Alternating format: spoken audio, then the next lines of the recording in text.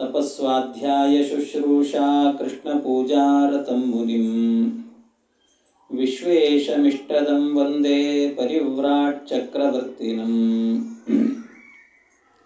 ಜನ್ಮಾದ್ಯಸ್ಯ ಯತೋನ್ವಯಾದಿತರತಶ್ಚಾರ್ತೇಷ್ವವಿಘ್ನಸ್ವರಾಟ್ ತೇನೇ ಬ್ರಹ್ಮಹೃದಾಯ ಆದಿಕವಯೇ ಮುಖ್ಯಂತಿ M ಸೂರಯಃ ತೇಜೋ ವಾರಿಮೃದಾಂ ಯಥಾ ವಿನಿಮಯೋ ಯತ್ರ ತ್ರಿಸರ್ಗೋ ಮೃಷಾ ಧಾಮ್ನಾ ಸ್ವೇನ ಸದಾ ನಿರಸ್ತಕುಹಕಂ ಸತ್ಯಂ ಪರಂ ಧೀಮಹಿ ಯಂ ಪ್ರವ್ರಜन्तಮನುಪೇತಮಪೇತಕೃತ್ಯಂ ದ್ವೈಪಾಯನೋ ವಿರಹಕಾತರ ಆಜುಹಾವ ಪುತ್ರೇತಿ ತನ್ಮಯತಯಾ ತರವೋಪಿ ನೇದುಃ तं ಸರ್ವಭೂತಹೃದಯಂ ಮುನಿಮಾನತೋಸ್ಮಿ ನಿಗಮಕಲ್ಪತರೋರ್ಗಳಿತಂ ಫಲಂ ಶುಕಮುಖಾದಮೃತದ್ರವಸಂಯುತಂ ಪಿಬತ ಭಾಗವತಂ ರಸಮಾಲಯಂ ಮುಹುರಹೋ ರಸಿಕಾ ಭುವಿ ಭಾವುಕಾಃ ಹರಿಕಥಾಮೃತ ಸಾರ ಗುರುಗಳ ಕರುಣದಿಂದಾಪನಿತು ಪೇಳುವೆ ಪರಮ ಭಗವದ್ಭಕ್ತರಿದನಾದರದಿ ಕೇಳುವುದು. ಶ್ರೀ ಗುರುಭ್ಯೋ ನಮಃ. ಹರಿ ಓಂ ಹರಿ ಓಂ ಹರಿ ಓಂ.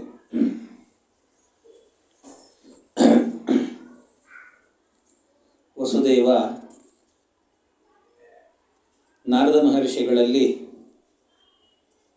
ಧರ್ಮಾನ್ ಭಾಗವತಾನ್ ಗುರುತ, ನನಗೆ ಭಾಗವತ ಧರ್ಮಗಳನ್ನು ಹೇಳಿ ಅಂತ ಕೇಳಿಕೊಂಡ. ಅದಕ್ಕೆ ನಾರದರು ಅಷ್ಟೇ ವಿನಯದಿಂದ, ಇದು ನಾನು ಹೇಳಿದ್ದಲ್ಲ, ಹಿಂದೆ ಇದಕ್ಕೊಂದು ಪರಂಪರೆ ಇದೆ. ನಿಮಿರಾಜ, ವಿದೇಹ ಪಟ್ಟಣದ ರಾಜ ನಿಮಿರಾಜನಿಗೆ ಜಾಯಂತೆಯರು ಹೇಳಿರುವಂಥ ಸಂಗತಿ, ಅವರ ವಿಚಾರಗಳಲ್ಲಿ ಬಂದಂಥ ವಿಷಯವನ್ನೇ ನಾನು ನಿಮಗಿಲ್ಲಿ ತಿಳಿಸ್ತೇನೆ ಅಂತ ಹೇಳಿದರು. ಹಾಗಾದರೆ ಅಲ್ಲಿಗೆ ಹೋಗಬೇಕೀಗ ನಾವು. ನಾರದರು ನಿಮಿರಾಜನಿಗೆ ಈ 9 ಜನ ಜಾಯಂತೆಯರು ಹೇಳಿದಂಥ ಕಥೆಯನ್ನು ನಿಮಗೆ ಹೇಳ್ತೇನೆ ಎಂದಾಗ, ಈಗ ನಾವು ಏನಾಗಬೇಕು ಅಂದರೆ ನಮ್ಮ ಮನಸ್ಸಿನ ಪಟಲದಲ್ಲಿ ಆ ಚಿತ್ರಣ ಬರಬೇಕು. ನಿಮಿರಾಜ ಒಂದು ಕಡೆಯಲ್ಲಿ ಹೋಮವನ್ನು ಮಾಡ್ತಾ ಕೂತಿದ್ದಾನೆ. ಅವರು ಯಜ್ಞವನ್ನು ಮಾಡ್ತಾ ಇರುವ ಸಂದರ್ಭದಲ್ಲಿ ಆಗ ಈ ಎಲ್ಲ 9 ಜನ ಜಾಯಂತೆಯರು ಕೂಡ, ಏನು ಕವಿ, ಹರಿ, ಅಂತರಿಕ್ಷ, ಪಿಪ್ಪಲಾಯನ, ಧ್ರುಮಿಲ, ಇವರೆಲ್ಲರೂ ಕೂಡ 9 ಜನರು ಕೂಡ ಬಂದ್ರಲ್ಲಿ. 9 ಜನ ಬಂದು ನಿಂತಾಗ ಬಹಳ ಸಂತೋಷ ಆಯಿತು ಅವನಿಗೆ. ಸಂತೋಷಪಟ್ಟು ಅವರಿಗೆಲ್ಲ ಸತ್ಕಾರವನ್ನು ಮಾಡಿ, ಅವ್ರು ಹೇಗಿದ್ದರು ಅಂತಂದರೆ, ಬರುವಾಗಲೇ ಹೇಳಿದ್ನಲ್ಲ ವಾತರಶನಃ ಅಂತ, ಮೈ ಮೇಲೆ ಬಟ್ಟೆ ಇಲ್ಲ ಅವರಿಗೆ. ವಾತರಶನ ಅಂತ ಹೇಳಿದರೆ ಈ ಮೈ ಮೇಲೆ ಎಲ್ಲಿ ಕೆಲವು ಸಂದರ್ಭಗಳಿರುತ್ತೆ, ಕೆಲವು ಕಡೆಯಲ್ಲಿ ಗಾಳಿ ಬಡಿಯೋದಿಲ್ಲ ಅಂತ ಇರ್ತದೆ ಬಟ್ಟೆಗಳು ಹಾಕ್ಕೊಂಡಾಗ. ಆದರೆ ಅವರ ಮೈ ಮೇಲೆ ಗಾಳಿ ತಾಗದಿರುವಂತಹ ಸ್ಥಳವೇ ಇಲ್ಲ. ಆ ರೀತಿ ಅಂದರೆ ಎಲ್ಲೂ ಕೂಡ ಒಂದು ಬಟ್ಟೆ ಹಾಕಿರಲಿಲ್ಲ ಅಂತ ಅರ್ಥ. ಆ ರೀತಿ ಇದ್ದಂಥ ವ್ಯಕ್ತಿಗಳವರು. ಹೀಗೆ ವಾತರಶನಾಹ ಮಹಾವೈರಾಗ್ಯ ಶಿಖಾಮಣಿಗಳಾಗಿ ಎಲ್ಲರೂ ಬಂದು ನಿಂತಿದ್ದಾರೆ. ಸತ್ಕಾರ ಮಾಡಿದ ಕೂಡಲೇ ಮೊದಲು ಆಡಿದ ಮಾತು ಏನು ಅಂತ ಹೇಳಿದರೆ, ದುರ್ಲಭೋ ಮಾನುಷೋ ದೇಹ ದೇಹಿನಾಂ ಕ್ಷಣಭಂಗುರಃ ತತ್ರಾಪಿ ದುರ್ಲಭಂ ಮನ್ಯೆ ವೈಕುಂಠ ಪ್ರಿಯ ದರ್ಶನಂ. ಎಂಥ ಮಾತು ಹೇಳ್ತಾನೆ. ದುರ್ಲಭೋ ಮಾನುಷೋ ದೇಹ, ಈ ಮನುಷ್ಯ ದೇಹ ಬರೋದಿದೆಯಲ್ವಾ, ಇದು ಅತ್ಯಂತ ದುರ್ಲಭ. ಇದು ಅಷ್ಟು ಸುಲಭದಲ್ಲಿ ಈ ದೇಹ ಎನ್ನುವುದು ಬರುವುದಿಲ್ಲ. ದಾಸರು ಹೇಳಲ್ವೇ, ಏಸು ಕಾಯಂಗಳ ಕಳೆದು 84 ಲಕ್ಷ ಜೀವರಾಶಿಯನ್ನು ದಾಟಿ ಬಂದ ಈ ಶರೀರ ಬಂದದ್ದೇನೆ ಎಷ್ಟು ಅಂದರೆ 84 ಲಕ್ಷ ಜೀವರಾಶಿಗಳನ್ನು ದಾಟಿ ಬರ್ತದೆ. ಅಷ್ಟೆಲ್ಲ ಗರ್ಭಗಳಲ್ಲೂ ಕೂಡ ತೊಳಲಾಡಿ ಕೊನೆಗೆ ಬರುವಂತಹ ಜನ್ಮ ಯಾವುದು ಅಂದರೆ ಮಾನುಷ ಜನ್ಮ. ಆದ್ದರಿಂದ ದುರ್ಲಭೋ ಮಾನುಷೋ ದೇಹ ಅಂತ ಹೇಳಿ, ಅತ್ಯಂತ ದುರ್ಲಭವಾಗಿರುವಂಥದ್ದು ಈ ಮನುಷ್ಯ ಜನ್ಮ ಅನ್ನುವಂಥದ್ದು. ಅಷ್ಟು ಸುಲಭದಲ್ಲಿ ಸಿಗುವಂಥ ಜನ್ಮ ಅಲ್ಲ ಇದು. ಅದರಲ್ಲೂ ಎಷ್ಟು ವಿಚಿತ್ರ ಅಂದರೆ ದೇಹಿನಾಂ ಕ್ಷಣಭಂಗುರ ಅಂತ. ಇದು ಕ್ಷಣಭಂಗುರ. ಅಂದರೆ ಕ್ಷಣಭಂಗುರ ಅಂದರೆ ಕ್ಷಣ ಅಂದರೆ ಗೊತ್ತಿದೆ ನಿಮಗೆಲ್ಲ, ಕ್ಷಣ ಅಂತ. ಭಂಗುರ ಅಂದರೆ ಭಗ್ನ ಆಗುವಂತಹದ್ದು ಅಂತ ಅರ್ಥ. ಭಂಗುರ ಇದು ಅಂದರೆ ಕ್ಷಣದಲ್ಲೇ ಭಗ್ನ ಆಗುವಂತಹದ್ದು ಅಂತ ಹೇಳ್ತಾರಲ್ಲ ದಾಸರು. ನೀರ ಮೇಲನ ಗುಳ್ಳೆ ನಿಜವಲ್ಲ ಹರಿಯೇ ಅಂತ, ಯಾರಿಗೆ ಯಾರುಂಟು ಎರವಿನ ಸಂಸಾರ. ನೀರಿನ ಮೇಲೆ ಒಂದು ಗುಳ್ಳೆ ಇದೆ, ಒಂದು ಗಾಳಿ ಬಡೀತು ಅಂದರೆ ಆ ಗುಳ್ಳೆ ಒಡೆದು ಹೋಗುತ್ತೆ. ಇಲ್ಲ ಗಾಳಿ ಬಡಿಬಾರದು ಅಂತ ಅನ್ಕೊಂಡು ಅದಕ್ಕೆ 4 ದಿಕ್ಕಿನಲ್ಲೂ ಒಂದು ರಟ್ಟಿನ ಹೀಗೆ ಹಿಡಿದು ಮಾಡಿ ಏನೇನೋ ಅದಕ್ಕೆಲ್ಲ ಒಂದು ಗೋಡೆ ಕಟ್ತೀವಿ ಅಂತಂದರೆ ಆ ಗುಳ್ಳೆ ನಿಲ್ಲುತ್ತಾ? ಗಾಳಿ ಬಡಿಬಾರ್ದು ಅದಕ್ಕೆ, ಹಾಗೆ ನಿಲ್ಲಿಸ್ತೀನಿ, ನಿಲ್ಲುತ್ತಾ? ಅದು ನಿಲ್ಲೋದಿಲ್ಲ. ಅದು ತನ್ನಷ್ಟೇ ತಾನೇ ಒಂದು ಕ್ಷಣದಲ್ಲೋ 2 ಕ್ಷಣದಲ್ಲೋ ಅಂತೂ ಹೋಗೇ ಬಿಡುತ್ತದೆ ಅದು. ಆದ್ದರಿಂದ ಕ್ಷಣಭಂಗುರ ಅಂತ.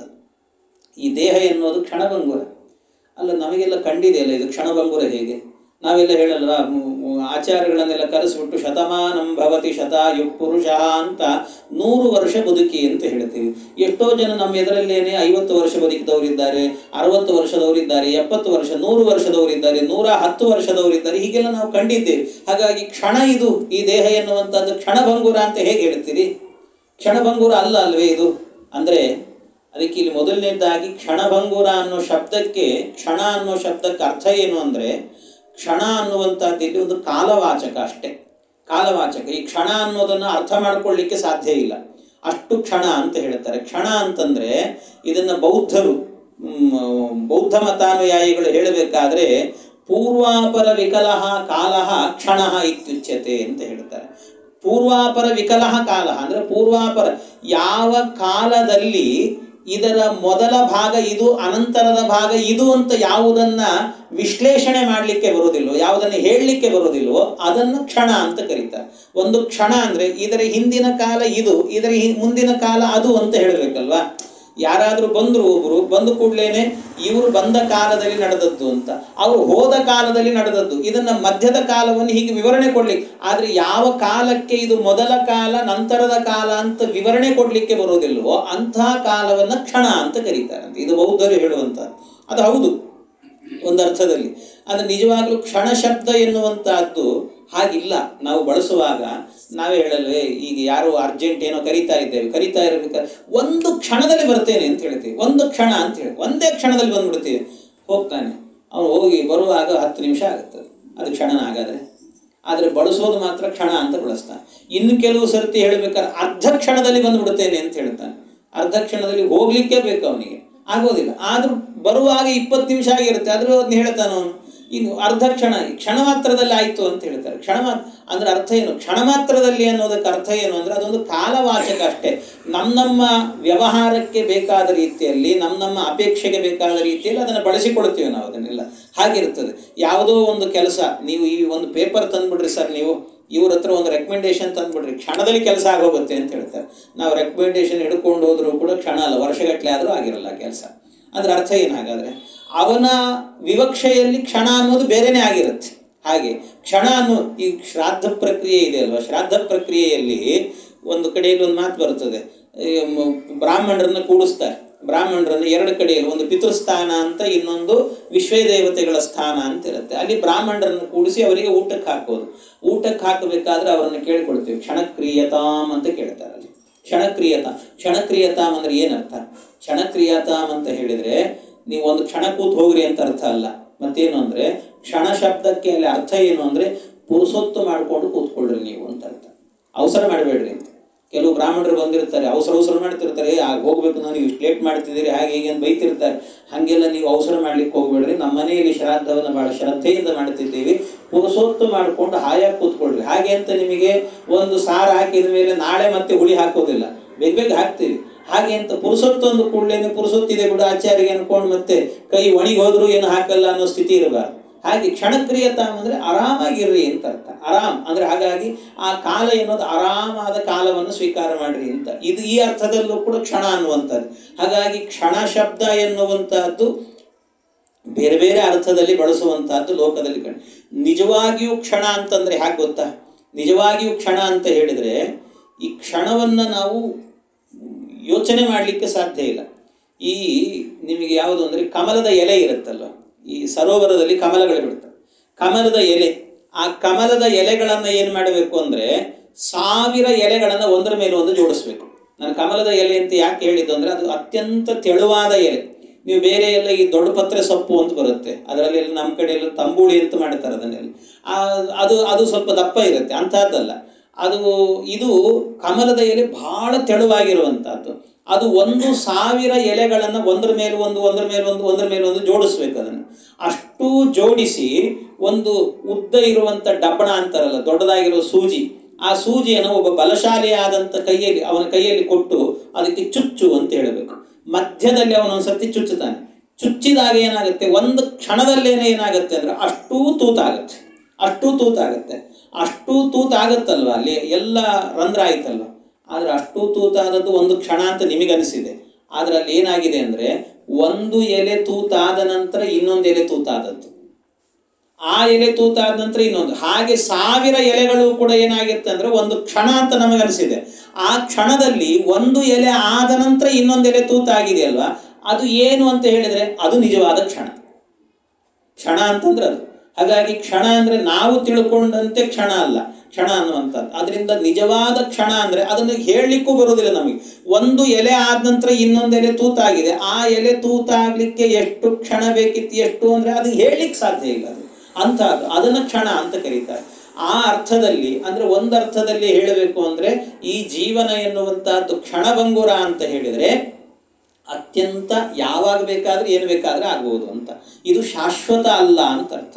ಇಷ್ಟು ಮನುಷ್ಯ ನೋಡ್ರಿ ಏನು ಮಾಡ್ತಾನೆ ಅಂದರೆ, ಮನುಷ್ಯ ತನ್ನ ಜೀವನದ ಉದ್ದಕ್ಕೂ ಕೂಡ ಸಂಪಾದನೆ ಯಾಕೆ ಸುಖಕ್ಕೋಸ್ಕರವಾಗಿ ಸಂಪಾದನೆ ಅಂತ ಮಾಡ್ತಾನೆ. ಹೋಗುವಾಗ ಏನಾದರೂ ತೊಗೊಂಡು ಹೋಗ್ತಾನೆ, ಏನಾದರೂ ಒಂದು ಬಿಡಿಗಾಸಾದರೂ ತೊಗೊಂಡು ಹೋಗ್ಲಿಕ್ಕಾಗತ್ತೆ. ಎಷ್ಟು ಸಂಪಾದನೆ ಮಾಡಿಡ್ತಾನಲ್ಲ ಅವನು, ಹೋಗಬೇಕಾದ್ರೆ ಅವನ ಜೊತೆಗೆ ಯಾವುದು ಬರುತ್ತೆ ಹೇಳ್ರಿ? ಸಂಪಾದನೆ ಮಾಡಿಟ್ಟಂತಹದ್ದು ಏನು ಬರುತ್ತೆ ಅವನ ಜೊತೆಗೆ? ಯಾವುದೂ ಬರುವುದಿಲ್ಲ ಜೊತೆಗೆ. ಅದರಿಂದ ಇದೆಲ್ಲ ಅಶಾಶ್ವತ ಅಂತ ತಿಳಿಬೇಕು. ಅಶಾಶ್ವತ, ಕ್ಷಣಭಂಗುರ ಎಲ್ಲವೂ ಕೂಡ. ಅದು ನಮಗೇನಾಗಬೇಕು ಅಂದರೆ, ನಾವಿಲ್ಲಿ ಸಂಪಾದನೆ ಮಾಡ್ತೀವಲ್ವ, ಸಂಪಾದನೆ ಮಾಡಿದ್ದನ್ನು ಏನು ಮಾಡಬೇಕು ಅಂದ್ರೆ, ಮತ್ತೆ ಯಾಕೆ ಸಂಪಾದನೆ ಮಾಡಬೇಕು? ಯಾಕೆ ಸಂಪಾದನೆ ಮಾಡಬೇಕು ಅಂದರೆ ಪುಣ್ಯಕರ್ಮವನ್ನು ಮಾಡಲಿಕ್ಕೆ, ದಾನ ಧರ್ಮಗಳನ್ನು ಮಾಡಲಿಕ್ಕೋಸ್ಕರವಾಗಿ ಸಂಪಾದನೆ ಮಾಡಬೇಕಂತೆ. ಸಂಪಾದನೆ ಮಾಡೋದು ಅಂದರೆ ನಾವು ಸುಖ ಪಡಲಿಕ್ಕಲ್ಲ, ಮತ್ತೇನು ಅಂದರೆ ದಾನ ಧರ್ಮವನ್ನು ಮಾಡಿ ಸುಖ ಪಡಲಿಕ್ಕೋಸ್ಕರವಾಗಿ ಸಂಪಾದನೆ ಅಂತ. ನಾವೀಗ ಸಂಪಾದನೆ ಮಾಡಿದ್ವಿ, ದುಡ್ಡು ಸಂಪಾದನೆ ಮಾಡಿದ್ವಿ ಬೇಕಾದಷ್ಟು. ನಮ್ಮಲ್ಲಿ ಏನಿದೆ ಅಂತಂದರೆ, ಇವತ್ತು ಭಾರತೀಯ ಕರೆನ್ಸಿ ಇದೆ, ನಮ್ಮಲ್ಲಿ ರುಪೀಸ್ ಅಂತ ಹೇಳ್ತೀವಲ್ಲ, ನಮ್ಮಲ್ಲಿರುವಂಥದ್ದು ಇದೆಲ್ಲ ರುಪೀಸ್ ಇದೆ.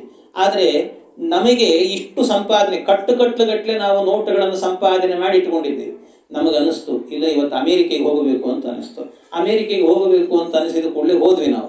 ಈ ಕಟ್ಟು ನೋಟುಗಳನ್ನ ತಗೊಂಡು ಹೋಗಿ ನೀವು ಅಲ್ಲಿ ಏನಾದರೂ ಕೊಟ್ಟರೆ ಅದು ಪೇಪರ್ ಲೆಕ್ಕ ಅಷ್ಟೇ, ಅದೊಂದು ಪೇಪರ್ ಅಷ್ಟೇ, ನಿಮ್ಗೆ ಅದಕ್ಕೇನು ಸಿಗೋದಿಲ್ಲ, ಬೆಲೆನೇ ಇಲ್ಲ ಅಲ್ಲಿ.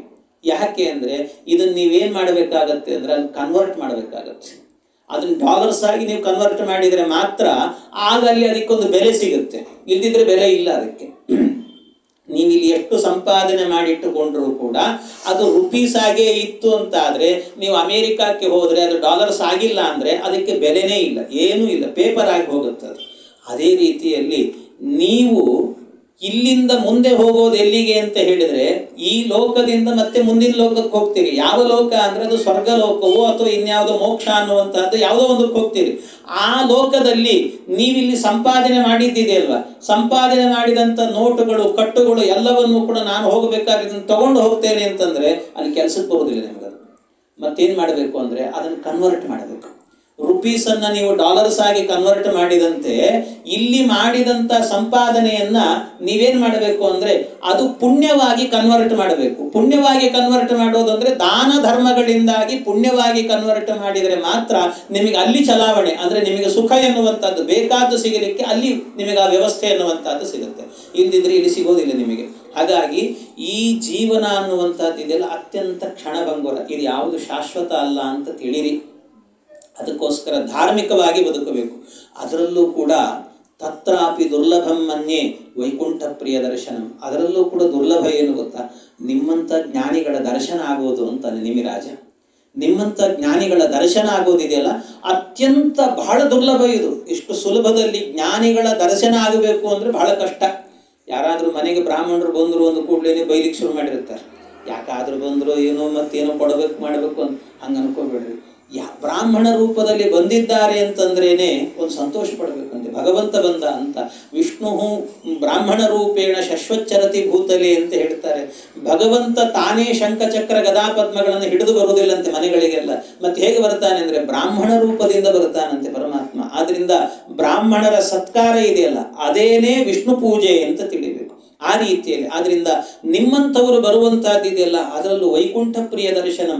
ನೀವು ವೈಕುಂಠ ಪ್ರಿಯ ಯಾರು ಭಗವಂತ ಇದ್ದಾನಲ್ಲ ಅವರಿಗೆ ಪ್ರೀತಿ ಪಾತ್ರನಾದವರು ನೀವರೆಲ್ಲರೂ ಕೂಡ ಬ್ರಾಹ್ಮಣರು ಅಂದರೆ ನಿಮ್ಮಂಥವರ ದರ್ಶನ ನನ್ನ ಸೌಭಾಗ್ಯ ಇದು ಅಂತಂದ. ನನ್ನ ಸೌಭಾಗ್ಯ ಇದು. ಅತಃ ಆತ್ಯಂತಿಕಂ ಕ್ಷೇಮಂ ಪೃಚ್ಛಾಮೋ ಭವತೋ ನಗಾಃ ಸಂಸಾರೇಸ್ಮಿನ್ ಕ್ಷಣಾರ್ಧೋಪಿ ಸತ್ಸಂಗಶೇವದಿರ್ನೃಣಾಂ. ಅವನು ಹೇಳ್ತಾನೆ ನಿಮಿರಾಜ, ಅತಃ ಆತ್ಯಂತಿಕಂ ಕ್ಷೇಮಂ. ಒಬ್ಬ ಜ್ಞಾನಿ ಸಿಕ್ಕಾಗ ಜ್ಞಾನಿಯ ಜೊತೆಗೆ ಹೇಗೆ ವ್ಯವಹಾರ ಮಾಡಬೇಕು ಅಂದರೆ ದೇವರ ಬಗ್ಗೆ ಕೇಳಬೇಕು. ಕಥೆಗಳನ್ನು, ದೇವತಾ ಕಥೆಗಳನ್ನು, ಭಾಗವತವನ್ನು ಕೇಳ್ರಿ, ಭಗವದ್ಗೀತೆ ಕೇಳ್ರಿ, ವಿಷ್ಣು ಸಹಸ್ರನ ಹೀಗೆ ಕೇಳಬೇಕೇ ಹೊರತು ಅವನು ಬಂದಾಗ ಅವನನ್ನು ಉಪಯೋಗಿಸಿಕೊಳ್ಳದೇನೆ, ಜ್ಞಾನಿಯನ್ನು ಉಪಯೋಗಿಸಿಕೊಳ್ಳದೇನೆ ಹಾಳು ಹರಟೆಯನ್ನು ಮಾಡಬಾರದಂತೆ. ಅದರಿಂದ ಅತಃ ಆತ್ಯಂತಿಕಂ ಕ್ಷೇಮಂ ಪೃಚ್ಛಾಮೋ ಭವತೋ ನಗಾಃ. ನಿಮ್ಮನ್ನೆಲ್ಲ ಕೇಳುತ್ತೇವೆ, ಒಂದಷ್ಟು ಪ್ರಶ್ನೆಗಳಿದೆ ನನ್ನಲ್ಲಿ, ಆ ಪ್ರಶ್ನೆಗಳಿಗೆಲ್ಲ ನೀವು ಉತ್ತರಿಸಿ, ನನ್ನನ್ನು ಉದ್ಧಾರ ಮಾಡಿ ನೀವು. ಯಾಕೆ ಅಂದರೆ ಸತ್ಸಂಗ ಕ್ಷಣಾರ್ಧೋಪಿ ಸತ್ಸಂಗ, ಸಜ್ಜನರ ಸಂಘವನ್ನು ಜೀವನದಲ್ಲಿ ಅರ್ಧ ಕ್ಷಣ ಮಾಡಿದರೂ ಕೂಡ ಶೇವದಿ ನೃಣ, ಅದು ಶೇವಧಿ ಆಗುತ್ತಂತೆ. ಶೇವಧಿ ಅಂತಂದರೆ ದೊಡ್ಡ ನಿಧಿಯಾಗಿ ಹೋಗುತ್ತಂತೆ, ಪುಣ್ಯದ ನಿಧಿಯಾಗಿ ಹೋಗುತ್ತೆ ಅದು. ಆದ್ದರಿಂದಾಗಿ ಸಜ್ಜನರ ಸಂಘ ಮಾಡಿದಾಗ, ಅವರ ಜೊತೆಗೆ ಒಳ್ಳೊಳ್ಳೆ ಸಲ್ಲಾಪಗಳನ್ನು ಮಾಡಿದಾಗ ಅದು ದೊಡ್ಡ ನಿಧಿಯಾಗಿ, ಪುಣ್ಯದ ನಿಧಿಯಾಗಿ ನಮ್ಮ ಜೊತೆಗೆ ಬರುತ್ತೆ. ಅದಕ್ಕೋಸ್ಕರ ನಿಮ್ಮಂಥ ಮಹಾತ್ಮರು ಬಂದದ್ರಿಂದಾಗಿ ಧರ್ಮಾನ್ ಭಾಗವತಾನ್ ಬ್ರೂತ ಯದಿನ ಶ್ರುತಯೇ ಕ್ಷಮಂ. ಧರ್ಮಾನ್ ಭಾಗವತಾನ್ ಬ್ರೂತ, ಭಾಗವತ ಧರ್ಮಗಳನ್ನು ನನಗೆ ಉಪದೇಶ ಮಾಡ್ರಿ ನೀವು. ಯೈಹಿ ಪ್ರಸನ್ನ ಪ್ರಪನ್ನಾಯ ದಾಸ್ಯತಿ ಆತ್ಮಾನಂ ಅಪ್ಯಜಃ. ಅದರಿಂದಾಗಿ ನಾನು ನಿಜವಾಗಲೂ ಇದನ್ನು ಕೇಳಲಿಕ್ಕೆ ಅರ್ಹನಾಗಿದ್ದೆ ಅಂತಾದರೆ ಭಗವಂತನ ಭಾಗವತ ಧರ್ಮಗಳು ನನಗೆ ಒಲಿಬೇಕು. ಅದಕ್ಕೆ ಶರಣಾಗಿ ಬಂದಿದ್ದೇನೆ ನಾನು ನಿಮ್ಮ ಎದುರಲ್ಲಿ, ನನಗೆ ಉಪದೇಶವನ್ನು ಮಾಡಿರಿ ಅಂತ ಕೇಳಿ, ಉಪದೇಶವನ್ನು ಮಾಡಿ ಅಂತಿಷ್ಟು ಕೇಳಿದ ಕೂಡಲೇ ಆಗ ಕವಿ ಎನ್ನುವಂತಹ ಋಷಿಗಳು, ಅಂದರೆ ಕವಿ ಎನ್ನುವಂಥ ಜಾಯಂತೆಯರು ಅವರು ಹೇಳಲಿಕ್ಕೆ ಶುರು ಮಾಡ್ತಾರೆ. ಅವರಲ್ಲಿ ಒಂದು ಅಂಡರ್ಸ್ಟ್ಯಾಂಡಿಂಗ್ ಇತ್ತು ನೋಡಿ, ಸಮಸ್ಯೆ ಇರಲಿಲ್ಲ ಅವರಿಗೆ. ಈ ನಮ್ಮಲ್ಲಿ ಹೇಗಿರುತ್ತೆ ಅಂದರೆ ಯಾರೋ ಪ್ರಶ್ನೆ ಕೇಳಿದ್ರೆ ಇನ್ಯಾರೋ ಉತ್ತರ ಹೇಳಲಿಕ್ಕೆ ಶುರು ಮಾಡ್ತಾರೆ. ಕೇಳಿದ್ದು ಯಾರನ್ನೋ ಕೇಳಿರ್ತಾರೆ, ಆದರೆ ಉತ್ತರ ಹೇಳೋದು ಇನ್ಯಾರೋ ಆಗಿರ್ತದೆ. ಅಂದರೆ ನೀವು ಮಾತಾಡ್ಬಿಟ್ರೆ ನಾನು ಮಾತಾಡ್ತೀನಿ ಅಂತ ಮಧ್ಯದಲ್ಲಿ ಇನ್ಯಾರೋ ಬಾಯಿ ಹಾಕೋರು ಇರ್ತಾರೆ. ಆದರೆ ಇವರಲ್ಲಿ ಹಾಗಲ್ಲ, ಒಂದು ಅಂಡರ್ಸ್ಟ್ಯಾಂಡಿಂಗ್ ಇತ್ತಂತೆ ಇವರಿಗೆ. ಒಂದು ಅಂಡರ್ಸ್ಟ್ಯಾಂಡಿಂಗ್ ಅಂತ ಹೇಳಿದರೆ ಹಾಗೆ, ಮೊದಲು ಹಿರಿಯಣ್ಣ ಯಾರು ಕವಿ, ಅವನ ನಂತರದಲ್ಲಿ ಹರಿ ಅಂತರಿಕ್ಷ, ಹೀಗೆ ಆ ಕ್ರಮ ಏನಿದೆ. ಅಣ್ಣ ಮೊದಲು ನೀನು ಮಾತಾಡಬೇಕು, ಅದರಿಂದ ನಾವು ಮಾತಾಡಲ್ಲ, ಅವರೆಲ್ಲ ಸೈಲೆಂಟ್, ಸುಮ್ಮನೆ ಮೊದಲು ನೀನು ಮಾತಾಡಬೇಕು ಅಂತ ಹೇಳ್ಬಿಟ್ಟು ಮೊದಲು ಅವನಿಗೆ ಕೊಟ್ಬಿಟ್ರು. ಎರಡನೇ ಪ್ರಶ್ನೆಯನ್ನು ಕೇಳಿದಾಗ ಮೊದಲನೇ ಅವನು ಮಾತಾಡಲಿಲ್ಲ, ನಿನಗೊಂದು ಅವಕಾಶ ಇರಲಿ ಅಂತ ಎರಡನೇ ಅವನಿಗೆ ಬಿಟ್ಕೊಟ್ರು ಅಂತ. ಹೀಗೆ ಮಧ್ಯ ಮಧ್ಯದಲ್ಲಿ ಬಾಯಿ ಹಾಕೋದು, ಗಜಿಬಿಜಿ ಮಾಡೋದು ಇಂಥದ್ದು ಯಾವುದೇ ಇಲ್ಲ ಅವರಲ್ಲಿ, ಇಂಥ ಗೊಂದಲಗಳಿಲ್ಲ. ಗೊಂದಲಗಳಿಲ್ಲದಂತೆಯೇ ಒಬ್ಬರಾದ ನಂತರ ಒಬ್ಬರು, ಒಬ್ಬರಾದ ನಂತರ ಒಬ್ಬರು ಅಂತ ಒಂದೊಂದು ಪ್ರಶ್ನೆಗಳಿಗೂ ಕೂಡ ಒಬ್ಬೊಬ್ಬರು ಉತ್ತರಿಸ್ತಾ ಹೋಗ್ತಾರೆ. ಮೊದಲಿಗಾಗಬೇಕಾದ್ರೆ ಉತ್ತರವನ್ನು ಕೊಡ್ತಾ ಇದ್ದಾನೆ.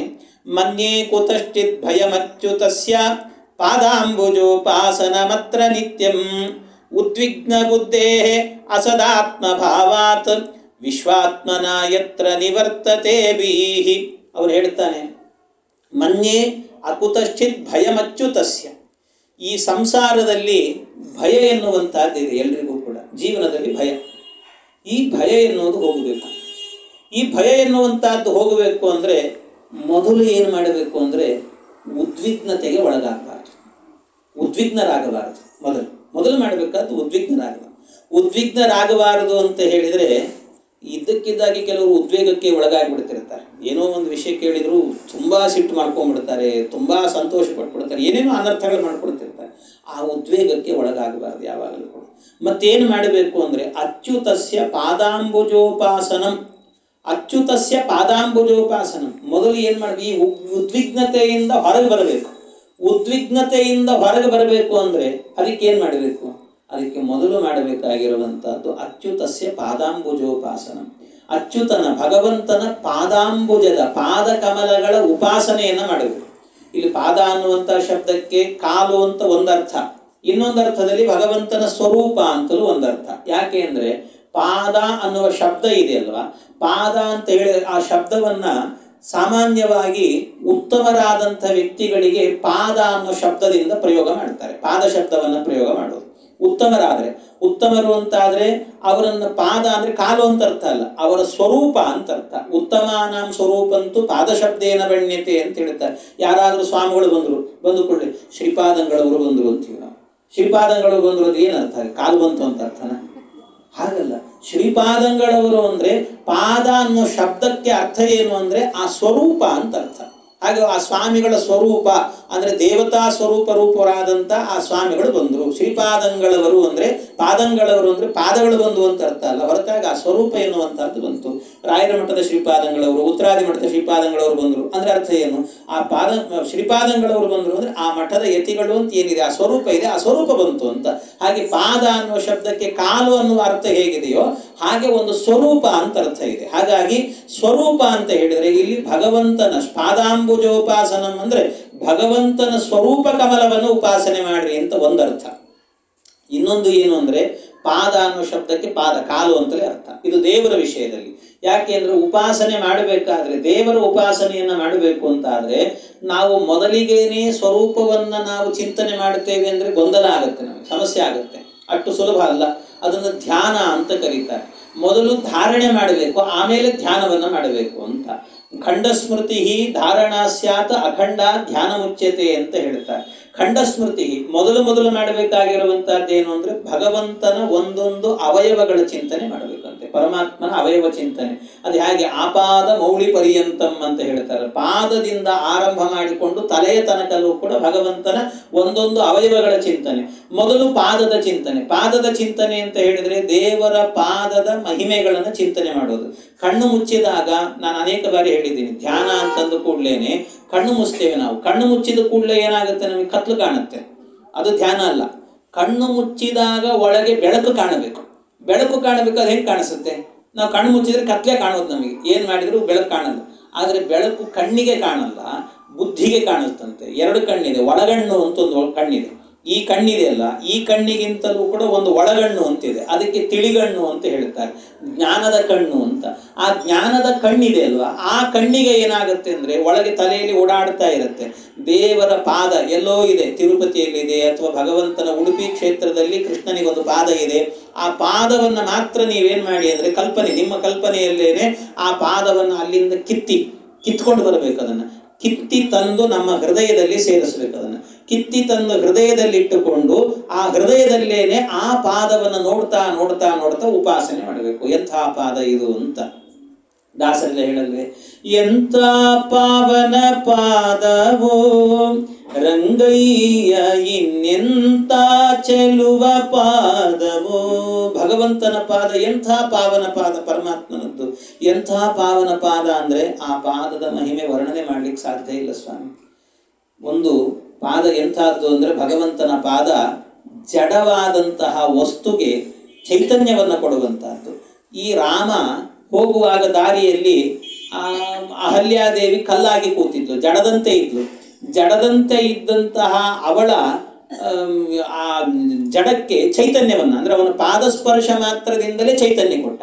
ಅಂದರೆ ದೇವರ ಪಾದವನ್ನು ನಮ್ಮ ಹೃದಯದಲ್ಲಿ ಉಪಾಸನೆ ಮಾಡಿದರೆ ನಾವು ಜಡದಂತೆ ಇರ್ತೇವೆ. ನಮ್ಮ ಜೀವನದಲ್ಲಿ ಏನು ಕೇಳಿದ್ರು ಅಯ್ಯೋ ಬೇಡ ಬೇಡ ಬೇಡ ಅನಿಸ್ತಿರ್ತದೆ, ಸಾಕಪ್ಪ ಜೀವನ ಅನ್ನೋ ಹಾಗೆ ಓದಾಡ್ತಿರ್ತಾರೆ. ಆದರೆ ಜೀವನದಲ್ಲಿ ಒಂದು ಚೈತನ್ಯ ಇರಬೇಕು, ಯಾವಾಗಲೂ ಒಂದು ಉತ್ಸಾಹ ಇರಬೇಕು. ಆ ಉತ್ಸಾಹ ಕಳ್ಕೊಳ್ತಿರ್ತೀವಿ, ಜಡದಂತೆ ಜಾಡ್ಯ ಪಡ್ಕೊಳ್ತಾ ಇರುತ್ತೆ.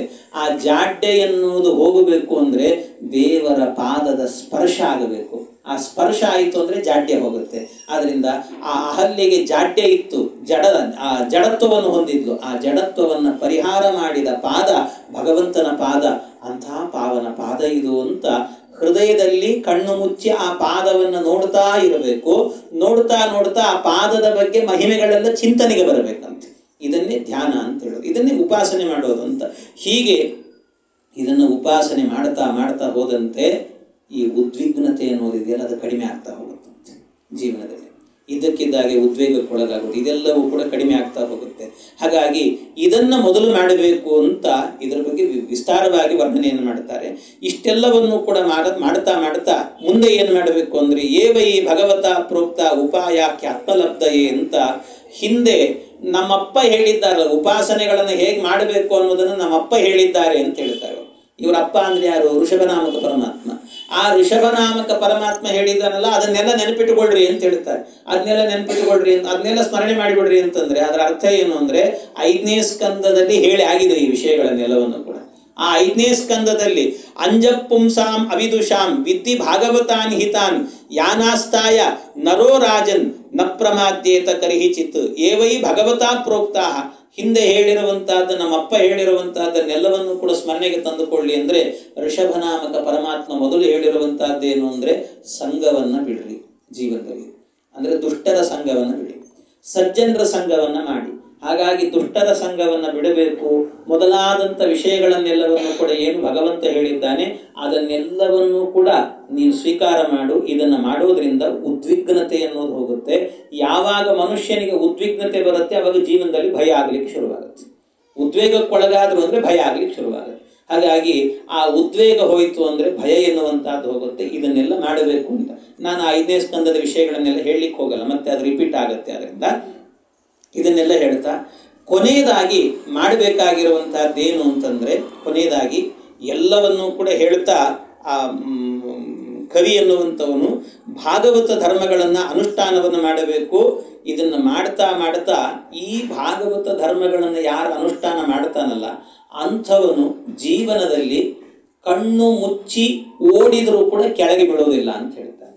ಕಣ್ಣು ಮುಚ್ಚಿ ಓಡಿದರೂ ಕೂಡ ಕೆಳಗೆ ಬಿಡೋದಿಲ್ಲ. ಎಲ್ಲಿ ಅಂತಂದರೆ, ಯಾವಾಗ ಒಂದು ಭೂಮಿ ಎನ್ನುವಂಥದ್ದು ಸಮತಟ್ಟಾದ ಭೂಮಿ ಇರುತ್ತೆ, ಎದುರುಗಡೆಯಲ್ಲಿ ಕಲ್ಲು ಮುಳ್ಳು ಗಿಡ ಮರ ಏನೂ ಇರೋದಿಲ್ಲ, ಅಂತಹ ಜಾಗದಲ್ಲಿ ಒಂದು ದೊಡ್ಡ ಗ್ರೌಂಡ್ ಇತ್ತು ಅಂತ ಆದರೆ ಆ ಜಾಗದಲ್ಲಿ ಕಣ್ಣಿಗೆ ಬಟ್ಟೆಯನ್ನು ಕಟ್ಟಿಕೊಂಡು ಒಬ್ಬ ವ್ಯಕ್ತಿ ಓಡಿದರೂ ಕೂಡ ಅವನ ಜೀವನದಲ್ಲಿ ಎಡವಿ ಬೀಳೋದಿಲ್ಲ ಅಂತ. ಹೇಗೆ ಅಂದರೆ, ಆ ರೀತಿ ಇದ್ದರೆ ಭೂಮಿ ಸಮತಟ್ಟಾಗಿದ್ದು ಎಲ್ಲ ವ್ಯವಸ್ಥಿತವಾಗಿದ್ದರೆ ಬೀಳೋದಿಲ್ಲ. ಯಾವ ರೀತಿಯೋ ಅದೇ ರೀತಿಯಲ್ಲಿ ಸಂಸಾರದಲ್ಲೂ ಕೂಡ ಒಬ್ಬ ಜೀವ ಕೆಳಗೆ ಬೀಳಬಾರದು ಅಂತ ಆದರೆ ಧರ್ಮಾನ್ ಭಗವತಾ ಪ್ರೋಕ್ತ. ಅಂದರೆ ನಮ್ಮಪ್ಪ ಋಷಭನಾಮಕ ಪರಮಾತ್ಮ ಹೇಳಿದಂಥ ಏನು ಎಲ್ಲ ವಿಚಾರಗಳಿದ್ದಾವೆ ಆ ವಿಚಾರಗಳನ್ನು ತಿಳಿದ ಅಂತ ಆದರೆ ಆಗ ಜೀವನದಲ್ಲಿ ಅವನು ಕೆಳಗೆ ಬೀಳೋದಿಲ್ಲ. ಹಾಗಾಗಿ ಯಾವಾಗಲೂ ಕೂಡ ಭಗವಂತನ ಅನುಗ್ರಹದಿಂದಾಗಿ ಒಳ್ಳೆ ರೀತಿ ಬದುಕ್ತಾನೆ. ಆದ್ದರಿಂದ ಒಳ್ಳೆಯ ರೀತಿ ಬದುಕಬೇಕು ಅಂದರೆ ಅದಕ್ಕೆ ಹೇಗೆ ಬದುಕೋದು? ಅದನ್ನು ಆ ರೀತಿ ಬದುಕೋದು ಅಂದರೆ ಹೇಗೆ ಅಂತಂದರೆ, ನೀವು ಏನೇನು ಮಾಡ್ತೀರೋ ಅದು ದೇವರಿಗೆ ಸಮರ್ಪಣೆ ಮಾಡಿ.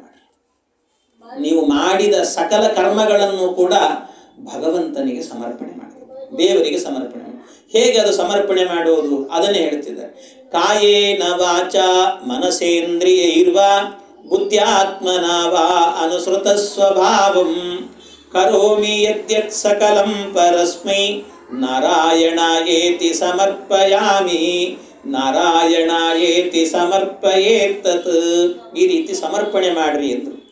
ಕಾಯೇನ ವಾಚ ಮನಸ ಇಂದ್ರಿಯೈಹಿ ವಾ, ಇದು ಹೇಳಿರುವಂಥದ್ದು.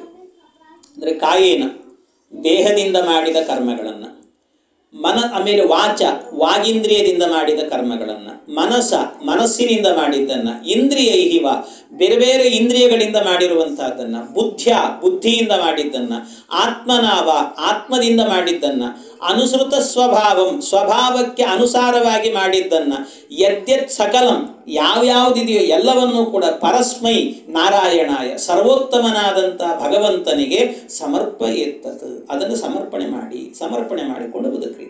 ಇದು ಮೇಲ್ನೋಟದ ಅರ್ಥ. ನೀವು ಇದೆಲ್ಲ ಶ್ಲೋಕ ಪ್ರಸಿದ್ಧವಾದಂಥ ಶ್ಲೋಕ. ಇದು ಭಾಗವತದ 11ನೇ ಸ್ಕಂದದಲ್ಲಿ ಬರುವಂಥ ಶ್ಲೋಕ. ಇದು ಬಹಳ ಪ್ರಸಿದ್ಧ. ಇದು ಮೇಲ್ನೋಟಕ್ಕೆ ಇಷ್ಟು ಅರ್ಥ ಇದೆ. ಇದರ ಅಂತರಂಗ ನೋಡಿ ಎಷ್ಟು ಚೆನ್ನಾಗಿದೆ ಅಂದರೆ, ನಾವು ಏನೇನು ಮಾಡ್ತೀವಿ ಸಾಮಾನ್ಯ ನಮ್ಮ ಭಾಷೆಯಲ್ಲಿ ಹೇಳ್ತೀವಲ್ಲ, ಕನ್ನಡದ ಮಾತಿನಲ್ಲಿ ಕಾಯ ವಾಚ ಮನಸ ಮಾಡ್ತೀವಿ. ಅಲ್ಲಿ ನಿಜವಾಗ್ಲೂ ಹೇಳಬೇಕು ಅಂದರೆ ಕಾಯ ವಾಚ ಮನಸ ಅಂತ ಶಬ್ದ ಪ್ರಯೋಗವೇ ತಪ್ಪು. ಈಗ ಕಾಯ ವಾಚ ಮನಸ, ಕಾಯ ಅಂತ ಆಗೋದೇ ಇಲ್ಲ ಶಬ್ದ, ಕಾಯೇನ ಆಗುತ್ತೆ ತೃತೀಯ. ಇದು ವಾಚ ಮನಸ ಅಂತ ಹೇಳಿಬಿಟ್ಟು ಅದು ಅಂತ ಆಕಾರಾಂತವಾಗಿದೆ ಅಂತ ಅಂದ್ಕೊಂಡು ಇದು ಕಾಯ ಅನ್ನೋ ಶಬ್ದಕ್ಕೂ ಕೂಡ ಕಾಯ ವಾಚ ಮನಸ ಅಂತ ಹೇಳಿಬಿಡ್ತೀವಿ ನಾವು. ಆದರೆ ನಿಜವಾಗಲೂ ಕೂಡ ಕಾಯ ವಾಚ ಮನಸ ಆಗೋದಿಲ್ಲ, ಕಾಯೇನ ವಾಚ ಮನಸ ಅಂತ ಆಗತ್ತೆ. ಕಾಯೇನ ಅಂತ ಹೇಳಬೇಕು. ಅದು ಶ್ಲೋಕದಲ್ಲಿ ಇರೋದು ಹಾಗೇನೆ, ಕಾಯೇನ ವಾಚ ಮನಸೇಂದ್ರಿಯ ಇರುವ ಅಂತ. ನಾವು ಕನ್ನಡದಲ್ಲಿ ಹೇಗೆ ಬೇಕಾದ್ರೂ ಪ್ರಯೋಗ ಮಾಡಿದರೂ ತಪ್ಪಿಲ್ಲ, ನಮಗೆ ಏನು ಬೇಕಾದ್ರೂ ಮಾಡ್ತಿರ್ತೇವೆ, ಅದು ನಮ್ಮದು. ಹಾಗಾಗಿ ಆದರೆ ನಿಜವಾಗಿಯೂ ಕೂಡ ಕಾಯೇನ ವಾಚ ಮನಸ. ಇಲ್ಲಿ ಹೇಳುವಾಗ ಕಾಯೇನ ವಾಚ ಮನಸೇಂದ್ರಿಯ ಇರುವ ಅಂದರೆ ದೇಹದಿಂದ ಮಾಡಿದ ಕರ್ಮಗಳನ್ನು ದೇವರಿಗೆ ಸಮರ್ಪಣೆ ಮಾಡಿ. ವಾಚ ಅಂದರೆ ವಾಗೀಂದ್ರಿಯದಿಂದ ಮಾಡಿದ ಕೆಲಸಗಳನ್ನು, ಮನಸ್ಸಿನಿಂದ ಮಾಡಿದಂಥದ್ದನ್ನು ಎಲ್ಲವನ್ನೂ ಕೂಡ ದೇವರಿಗೆ. ಅದರ ಜೊತೆಗೆ ಇನ್ನೊಂದು ಶಬ್ದ ಹೇಳ್ತಾರೆ, ಇಂದ್ರಿಯೈಹಿವ ಅಂತಂದರು. ಇಂದ್ರಿಯೈಹಿವ ಅಂದರೆ ಅರ್ಥ ಏನು? ಇಂದ್ರಿಯೈಹಿ ಅಂದರೆ ಎಲ್ಲ ಇಂದ್ರಿಯಗಳಿಂದ ಅಂತ ಅರ್ಥ. ಎಲ್ಲ ಇಂದ್ರಿಯಗಳಿಂದ ಮಾಡಿದ ಕರ್ಮಗಳನ್ನು, ಕಣ್ಣಿಂದ ನೋಡ್ತೇವೆ, ಕಿವಿಯಿಂದ ಕೇಳ್ತೇವೆ, ಕೈಯಿಂದ ಏನಾದರೂ ಕೆಲಸಗಳನ್ನು ಮಾಡುತ್ತೇವೆ, ಎಲ್ಲ ಇಂದ್ರಿಯಗಳು ಅಂತಂದರೆ ಅದರಲ್ಲಿ ಕರ್ಮೇಂದ್ರಿಯವೂ ಬಂತು, ಆ ಕಡೆಯಿಂದ ಜ್ಞಾನೇಂದ್ರಿಯವೂ ಕೂಡ ಬಂತು. ಹಾಗಾಗಿ ಎಲ್ಲ ಇಂದ್ರಿಯಗಳಿಂದ ಮಾಡಿದ ಕರ್ಮಗಳನ್ನೆಲ್ಲವನ್ನು ಕೂಡ ದೇವರಿಗೆ ಸಮರ್ಪಣೆ ಮಾಡಿ ಅಂತಂದು. ಈಗ ಇಂದ್ರಿಯೈಹಿ ಅಂತ ಹೇಳಿದ ಮೇಲೆ ವಿಚಾರ ಮಾಡಿ ಒಂದು ಸರ್ತಿ ನೀವು, ಎಲ್ಲ ಇಂದ್ರಿಯಗಳು ಸೇರಿತಲ್ವ ಅದರಲ್ಲಿ. ಎಲ್ಲ ಇಂದ್ರಿಯಗಳು ಸೇರಿದ ಮೇಲೆ ಮತ್ತೆ ವಾಚ ಅಂತ ಪ್ರತ್ಯೇಕವಾಗಿ ಯಾಕೆ ಹೇಳಬೇಕು? ಮನಸ ಅಂತ ಪ್ರತ್ಯೇಕವಾಗಿ ಯಾಕೆ ಹೇಳಬೇಕು? ಕಾಯ ಅನ್ನೋದು ಕೂಡ ಒಂದು ಇಂದ್ರಿಯ ಅಂತ ತಗೊಂಡಾಗ, ಕರ್ಮೇಂದ್ರಿಯ ಅಂತ ತಗೊಂಡಾಗ ಅದು ಕೂಡ ಇಂದ್ರಿಯದಲ್ಲಿ ಸೇರಿ ಹೋಯಿತು. ಹಾಗಾಗಿ ಕಾಯೇನ, ವಾಚ, ಮನಸ ಇದೆಲ್ಲ ಪ್ರತ್ಯೇಕವಾಗಿ ಯಾಕೆ ಹೇಳಬೇಕಾಗ? ವಾಚ ಅಂದರೆ ವಾಗೀಂದ್ರಿಯ ಅಂತ ಅರ್ಥ, ಮನಸ ಅಂದರೆ ಮನಸ್ಸು ಅನ್ನೋದು ಒಂದು ಇಂದ್ರಿಯವೇ, ಹಾಗಾಗಿ ಅದು ಜ್ಞಾನೇಂದ್ರಿಯ, ಹಾಗಾಗಿ ಅದು ಕೂಡ ಇಂದ್ರಿಯದಲ್ಲೇ ಸೇರಿತು ಅಂದ ಮೇಲೆ ಹಾಗಾದ್ರೆ ಇಂದ್ರಿಯೈಹಿವ ಅಂತ ಹೇಳಿದಾಗಲೇ ಎಲ್ಲ ಇಂದ್ರಿಯಗಳಲ್ಲೂ ಕೂಡ ಅದು ಸೇರಿ ಹೋಗಿದೆ. ಸೇರಿ ಹೋದ ಮೇಲೂ ಕೂಡ ವಾಚ ಅಂತ ಪ್ರತ್ಯೇಕ ಯಾಕೆ ಹೇಳಬೇಕು ಮತ್ತು ಮನಸ ಅಂತ ಯಾಕೆ ಪ್ರತ್ಯೇಕ ಹೇಳಬೇಕು ಅಂದರೆ ಅದಕ್ಕೆ ನೋಡಿ, ಇಲ್ಲಿ ಒಂದು ವಿಶೇಷತೆ ಇದೆ. ಏನು ಆ ವಿಶೇಷತೆ ಅಂದರೆ, ಬೇರೆ ಇಂದ್ರಿಯಗಳಲ್ಲಿ ಇಲ್ಲದೇ ಇರುವ ಒಂದು ವಿಶೇಷತೆ ಎನ್ನುವಂಥದ್ದು ವಾಗೀಂದ್ರಿಯದಲ್ಲಿ ಇದೆ. ಅದೊಂದು ವಿಶೇಷ ವಾಗೀಂದ್ರಿಯ. ಏನದು ವಿಶೇಷ ಅಂದರೆ ಅದಕ್ಕೋಸ್ಕರ ಒಂದು ಪರ್ಟಿಕ್ಯುಲರ್ ಆಗಿ ತೊಗೊಂಡ್ರು ಅದನ್ನು. ಅದು ಏನು ಅಂತಂದರೆ ಆ ವಿಶೇಷತೆ ಎನ್ನುವಂಥದ್ದು, ಯಾಕೆಂದರೆ ಈ ಸ್ಕಂದ ಏನಿದೆ ಭಾಗವತದ ಏಕಾದಶ ಸ್ಕಂದ, ಇದಕ್ಕೆ ವಿಶೇಷವಾಗಿ ರಾಘವೇಂದ್ರ ಸ್ವಾಮಿಗಳ ಗುರುಗಳು ಸುಧೀಂದ್ರ ತೀರ್ಥರು ಅವ್ರದ್ದು ವ್ಯಾಖ್ಯಾನ ಇದೆ. ಇದಕ್ಕೆ ಬಹಳ ಸುಂದರವಾದಂಥ ವ್ಯಾಖ್ಯಾನ. ಅವರು ಅದಕ್ಕೆ ವಾಚ ಅಂತಂದರು. ವಾಚ ಅಂದರೆ ವಾಗೀಂದ್ರಿಯದಲ್ಲಿರೋ ವಿಶೇಷತೆ ಏನು ಗೊತ್ತಾ? ಬೇರೆ ಇಂದ್ರಿಯಗಳೆಲ್ಲವೂ ಕೂಡ ಒಂದೊಂದು ಕೆಲಸಗಳನ್ನು ಮಾಡಿದರೆ ವಾಗೀಂದ್ರಿಯ 2 ಕೆಲಸ ಮಾಡುತ್ತೆ. ಅದು ವಾಗೀಂದ್ರಿಯ ಎನ್ನುವಂಥದ್ದು ಇದೆಯಲ್ಲ, ಅದು ಜ್ಞಾನೇಂದ್ರಿಯವೂ ಹೌದು, ಕರ್ಮೇಂದ್ರಿಯವೂ ಹೌದು. ಯಾಕೆ ಅಂದರೆ ವಾಗೀಂದ್ರಿಯ ಎನ್ನುವಂಥದ್ದು ಇದೆಯಲ್ವ, ವಾಗೀಂದ್ರಿಯ ಎನ್ನುವಂಥದ್ದು ಬಾಯಿಯಲ್ಲಿ ಆಗಬೇಕಾದ್ರೆ ಮಾತನಾಡ್ತೇವೆ ನಾವು. ಮಾತನಾಡಲಿಕ್ಕೆ ಶುರು ಮಾಡಿದಾಗ ಮಾತನಾಡುವಾಗ ಅದು ಕರ್ಮೇಂದ್ರಿಯವಾಗುತ್ತೆ. ಮಾತನಾಡುವಾಗ ಅದೇ ನಾವು ನಾಲಿಗೆ ಮೇಲೆ ಒಂದು ಉಪ್ಪಿನಕಾಯಿಯ ರಸವನ್ನು ಹಾಕಿ ಅದನ್ನು ಚಪ್ಪರಿಸುವಾಗ ಇದು ಖಾರವಾಗಿದೆ, ಹುಳಿಯಾಗಿದೆ ಅಂತ ಇದರ ಜ್ಞಾನವನ್ನು ತಂದುಕೊಡುತ್ತೆ. ಖಾರ ಅನ್ನುವ ಜ್ಞಾನ, ಹುಳಿ ಎನ್ನುವ ಜ್ಞಾನ. ಹಾಗಾಗಿ ನಾವು ಊಟವನ್ನು ಮಾಡುವಾಗ ಅದೊಂದು ವಿಶೇಷ ಇದೆ. ಊಟವನ್ನು ಮಾಡಬೇಕಾದ್ರೆ ಅದು ಜ್ಞಾನೇಂದ್ರಿಯ ಆಗುತ್ತೆ, ಮಾತನಾಡುವಾಗ ಅದು ಕರ್ಮೇಂದ್ರಿಯ ಆಗುತ್ತೆ. ಹಾಗಾಗಿ ಕರ್ಮೇಂದ್ರಿಯ ಮತ್ತು ಜ್ಞಾನೇಂದ್ರಿಯ ಅಂತ ಒಂದೇ ಇಂದ್ರಿಯ, ಕೆಲವೊಮ್ಮೆ ಅದೇನಾಗುತ್ತೆ ಕರ್ಮೇಂದ್ರಿಯ ಆಗುತ್ತೆ, ಕೆಲವೊಮ್ಮೆ ಜ್ಞಾನೇಂದ್ರಿಯವಾಗುತ್ತೆ. ಅದರಿಂದ ಇಂಥ ಇಂದ್ರಿಯ ಇದು ವಿಶೇಷತೆ ಎನ್ನುವಂಥದ್ದು ಇದೆ ಇದರಲ್ಲಿ. ಮತ್ತು ಇನ್ನೊಂದು ವಿಶೇಷ ಏನು ಅಂತ ಹೇಳಿದರೆ, ಇದರಲ್ಲಿ ಈ ನಾಲಿಗೆ ಇದೆ ಅಲ್ವಾ, ನಾಲಿಗೆಗೆ ಒಂದು ವಿಶೇಷವಾದ ಶಕ್ತಿ ಅಂತೆ. ಅದು ಕೃಷ್ಣ ಹೇಳ್ತಾನೆ, ರಸವರ್ಜಂ ರಸೋಪ್ಯಸ್ಯ ಪರಂ ದೃಷ್ಟ ನಿವರ್ತತೆ ಅಂತ ಹೇಳ್ತಾನೆ. ನಿಮಗೆ ಎಲ್ಲ ಇಂದ್ರಿಯಗಳಿದೆ ಅಲ್ವಾ, ಎಲ್ಲ ಇಂದ್ರಿಯಗಳನ್ನು ಕೂಡ ಉಪರತ ಮಾಡಬೇಕು ಅಂದರೆ ಶಾಂತವಾಗಿ ಇಡಬೇಕು ಅಂದರೆ ಉಪವಾಸ ಹಾಕಿಬಿಡ್ರಿ. ಅದಕ್ಕೆ ಇಂದ್ರಿಯಗಳಿಗೆಲ್ಲ ಉಪವಾಸ ಹಾಕಿಬಿಡ್ರಿ ನೀವು, ಅದಕ್ಕೆ ಶಕ್ತಿ ಬಿದ್ದೋಗ್ಬಿಡ್ತಾವೆ. ನೀವು ಕಣ್ಣಿದೆ, ಕಣ್ಣಲ್ಲಿ ನೀವು ಒಂದು ಏಕಾದಶಿ ಉಪವಾಸ ಮಾಡಿಬಿಟ್ರಿ ಅಂತ ಆದರೆ ನೀವು ಏನಾದರೂ ಒಂದು TV ಹಾಕಿ ನೋಡು ಅಂತ ಹೇಳಿದರೆ, ಅಯ್ಯೋ ಆಗಲ್ಲಪ್ಪ, ಉಪವಾಸ ಇದ್ದೀನಿ, ಸಾಕಾಗಿದೆ ಅಂತ ಹೇಳ್ತೀವಿ. ಅದು ಆಗಲ್ಲ ನಮಗೆ. ಏನೋ ಕೇಳೋ, ನೀವು ಸ್ವಲ್ಪ ಹೇಳ್ತಿದ್ದೀವಿ ಕೇಳು ಅಂದರೆ, ಏನೋ ಭಾಗವತ ಹೇಳಿದ್ರೆ 2 ಮಾತು ಕೇಳಿಸ್ಕೊಂಡೇವು, ಅದು 1 ಗಂಟೆಗಿಂತ ಜಾಸ್ತಿ, ಒಂದು 5 ನಿಮಿಷ ಜಾಸ್ತಿ ಆದರೂ ಗಡಿಯಾರ ನೋಡಿಬಿಡ್ತೀವಿ, ಆಚಾರ ಅರ್ಥ ಮಾಡ್ಕೊಂಡು ನಿಲ್ಲಿಸ್ಬಿಡ್ಬೇಕು ಆಮೇಲೆ. ಅದರಿಂದ ಅದು ಆಗೋದಿಲ್ಲ ನಮಗೆ, ಅದನ್ನು ಕೇಳಲಿಕ್ಕೂ ಆಗಲ್ಲ. ಎಲ್ಲ ಇಂದ್ರಿಯಗಳಿಗೂ ಕೂಡ ಉಪವಾಸ ಹಾಕಿದ್ವಿ ಅಂತ ಆದರೆ ಅವು ಉಪರತ ಆಗಿಬಿಡ್ತಾವಂತೆ, ಮಲಗಿಬಿಡ್ತಾವೆ, ಸುಮ್ಮನಾಗಿಬಿಡ್ತಾವೆ, ಶಾಂತವಾಗಿ ಹೋಗ್ತಾರೆ. ಆದರೆ ಈ ನಾಲಿಗೆ ಇದೆಯಲ್ವ, ನಾಲಿಗೆಯ ವಿಶೇಷತೆ ಏನು ಅಂತಂದರೆ, ನೀವು ಉಪವಾಸ ಹಾಕಿದಷ್ಟು ಕೂಡ ಅದಕ್ಕೆ ಚಾಪಲ್ಯ ಜಾಸ್ತಿ ಬೆಳೀತಾ ಹೋಗ್ತದೆ. ಅದಕ್ಕೆ ಎಷ್ಟು ಅಂತಂದರೆ, ಎಲ್ಲಿ ಯಾವಾಗ ದ್ವಾದಶಿ ಯಾವಾಗ ಆಗುತ್ತೆ ಅಂತ ಕಾಯ್ತಾ ಇರುತ್ತಂಥದ್ದು. ನೀವು ಒಂದು ದಿವಸ ಪೂರ್ತಿ ಉಪವಾಸ ಹಾಕಿದ್ರಿ ಅಂದರೆ ದ್ವಾದಶಿ ಆದರೆ ಸಾಕು, ಅದು ಪೂಜೆಯನ್ನು ಅರ್ಧಂಬರ್ಧ ಮಾಡಿದರೂ ಪರವಾಗಿಲ್ಲ, ಊಟ ಹಾಕಿಬಿಡಬೇಕು ಮೊದಲು, ಆ ಸ್ಥಿತಿಗೆ ಹೋಗಿರುತ್ತದೆ. ಆದ್ದರಿಂದ ರಸವರ್ಜಂ, ಬೇರೆ ಎಲ್ಲ ಇಂದ್ರಿಯಗಳು ಏನಿದ್ದಾವೆ ಉಪರತ ಆಗಿ ಹೋಗಿಬಿಡ್ತಾವೆ, ಬೇಕಾದ್ರೆ ಎಲ್ಲ ಮಲಗಿಬಿಡ್ತಾವೆ ಬೇಕಾದ್ರೆ ಉಪವಾಸ ಹಾಕಿದ್ರೆ. ಅಂದರೆ ನಾಲಿಗೆಗೆ ಮಾತ್ರ ಹಾಗಿಲ್ಲ. ಎಷ್ಟರ ಮಟ್ಟಿಗೆ ಅಂತಂದರೆ, ಬೇರೆ ಎಲ್ಲ ಇಂದ್ರಿಯಗಳಿಗೂ ಕೂಡ ಏನಾಗುತ್ತಂತೆ, ಉತ್ಸಾಹ ಕಳೆದುಕೊಳ್ಳುತ್ತಂತೆ ಜೀವನದಲ್ಲಿ. ಒಂದು ವಯಸ್ಸು ಬಂದಾಗ ನೋಡಬೇಕು ಅಂತಿರೋದೆಲ್ಲವೂ ಕೂಡ ಅಯ್ಯೋ ಸಾಕಿಲ್ಲ, ನೋಡಿ ಆಗಿದೆ ಇನ್ನು ಅಂತ ಜೀವನದಲ್ಲಿ ಅನಿಸುತ್ತಂತೆ. ಕೇಳಬೇಕು ಅಂತ ಅನಿಸಿದ್ದು ಕೇಳೇ ಆಗಿದೆ ಸಾಕು ಅಂತ ಅನಿಸುತ್ತಂತೆ. ಆದರೆ ನಾಲಿಗೆ ಇದೆಯಲ್ವ, 90 ವರ್ಷ ಆದರೂ ಕೂಡ ಅಥವಾ 100 ವರ್ಷ ಆದರೂ ಕೂಡ ಎದುರುಗಡೆಯಲ್ಲಿ ಏನಾದರೂ ಕೂಡ ಬಂದು, ಏನು ಅಜ್ಜ ನಿನಗೇನಾದರೂ ಜಾಮೂನ್ ತಿನ್ನಬೇಕು ಅಂತ ಅಪೇಕ್ಷೆ ಇದೆಯಾ? ಯಾರು ಮಾಡಿಕೊಡ್ತಾರಪ್ಪ ತಿನ್ನಲಿಕ್ಕೆ ಅಂತ, ಯಾರು ಮಾಡಿಕೊಡ್ತಾರೋ ಅಂತ ಕೇಳ್ತಾನೆ. ಹೊರತಾಗಿ ಅಯ್ಯೋ ಮುಗಿದೋಗಿದೆ ಎಲ್ಲ ನೋಡಿದ್ದೀನಿ ಅನ್ನೋದಿಲ್ಲ ಅವನು. ಅವನಿಗೆ ಆಗಲೂ ಕೂಡ ಆ ಚಾಪಲ್ಯ ಎನ್ನುವಂಥದ್ದು ಇರ್ತದೆ. ಅಂದರೆ ನಾಲಿಗೆಯ ಉತ್ಸಾಹ ಇದೆಯಲ್ಲ ಅದು ತಣಿಯೋದಕ್ಕೆ ಸಾಧ್ಯವೇ ಇಲ್ಲ ಅಂತೆ. ಆದ್ದರಿಂದ ಅದು ವಿಶೇಷವಾಗಿರುವಂಥ ಒಂದು ಸ್ಥಾನ ಇದೆ ಅದಕ್ಕೆ.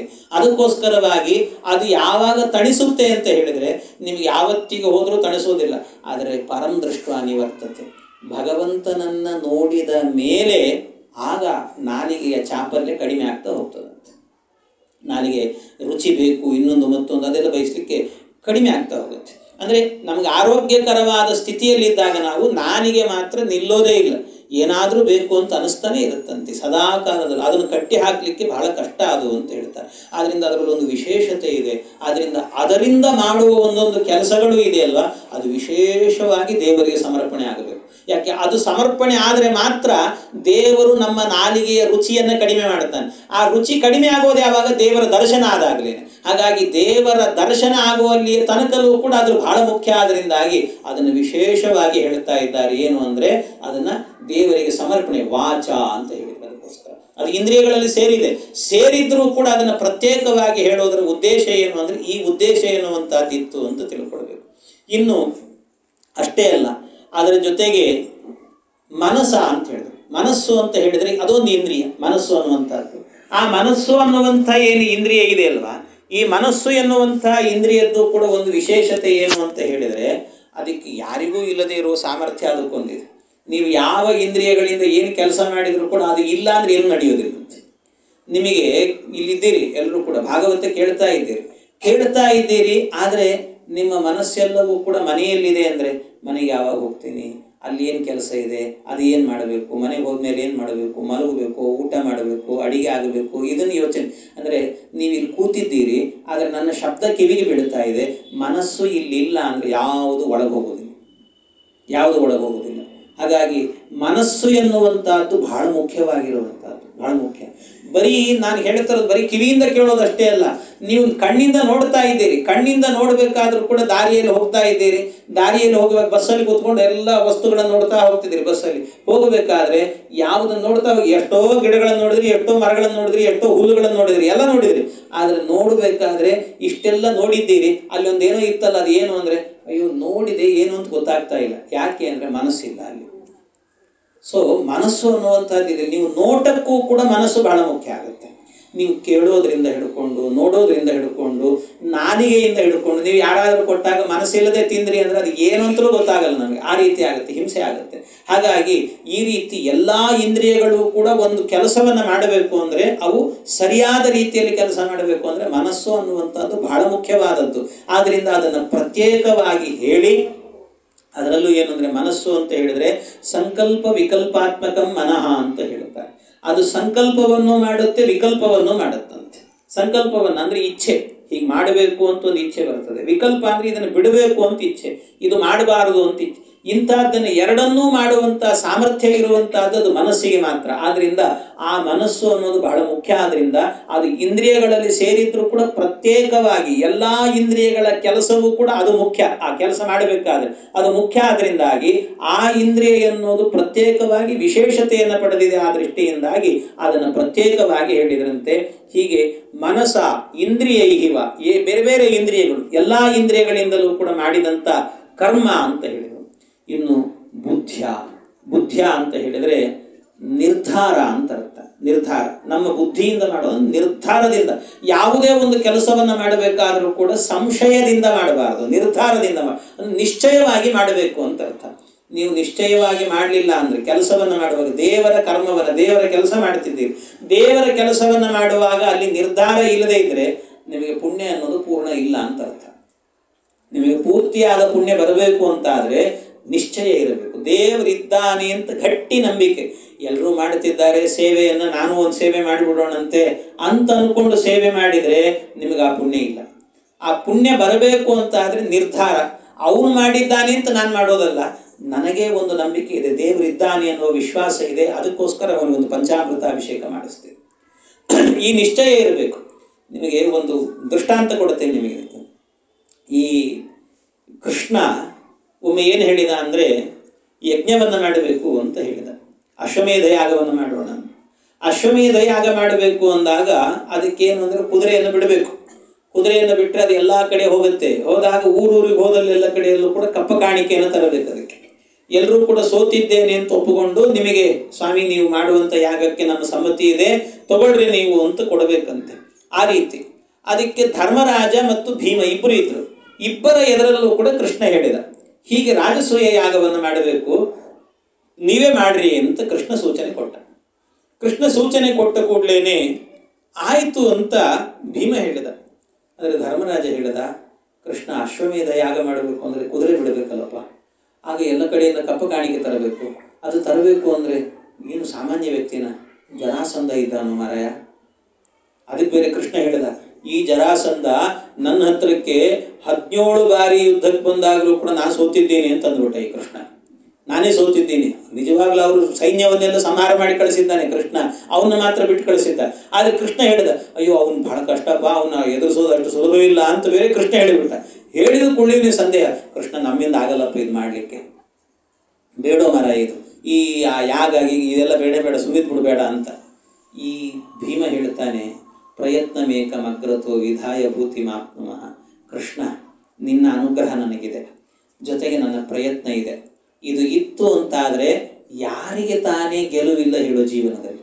ಹಾಗಾಗಿ ನಿನ್ನ ಅನುಗ್ರಹ ಇದೆ, ನಿನ್ನ ಬಾಯಲ್ಲಿ ಮಾತು ಬಂದಿದೆ ಅಂದರೆ ನನ್ನಿಂದ ನೀನು ಯಾಗವನ್ನು ಮಾಡಿಸ್ತೀಯಾ ಅಂತ ಗಟ್ಟಿ ನಂಬಿಕೆಯಿಂದ ಭೀಮ ಅದಕ್ಕೋಸ್ಕರ ಕುದುರೆಯನ್ನು ಬಿಟ್ಟು ಮಾಡಿ ಜರಾಸಂಧನನ್ನು ಗೆದ್ದು ಮಾಡಿ, ಏನು ಅದ್ಭುತ, ಕೊನೆಗೆ ಯಾಗವನ್ನು ಮಾಡಿದರು. ನಿಜವಾಗ್ಲೂ ಹೇಳಬೇಕು ಅಂದರೆ ಯಾಗವನ್ನು ಮಾಡಬೇಕಾದ್ರೆ, ಅಶ್ವಮೇಧ ಯಾಗವನ್ನು ಮಾಡುವಾಗ ಹಸೆಮಣೆ ಮೇಲೆ ಕೂತದ್ದು ಯಾರು ಅಂತ ಹೇಳಿದರೆ ಧರ್ಮರಾಜ.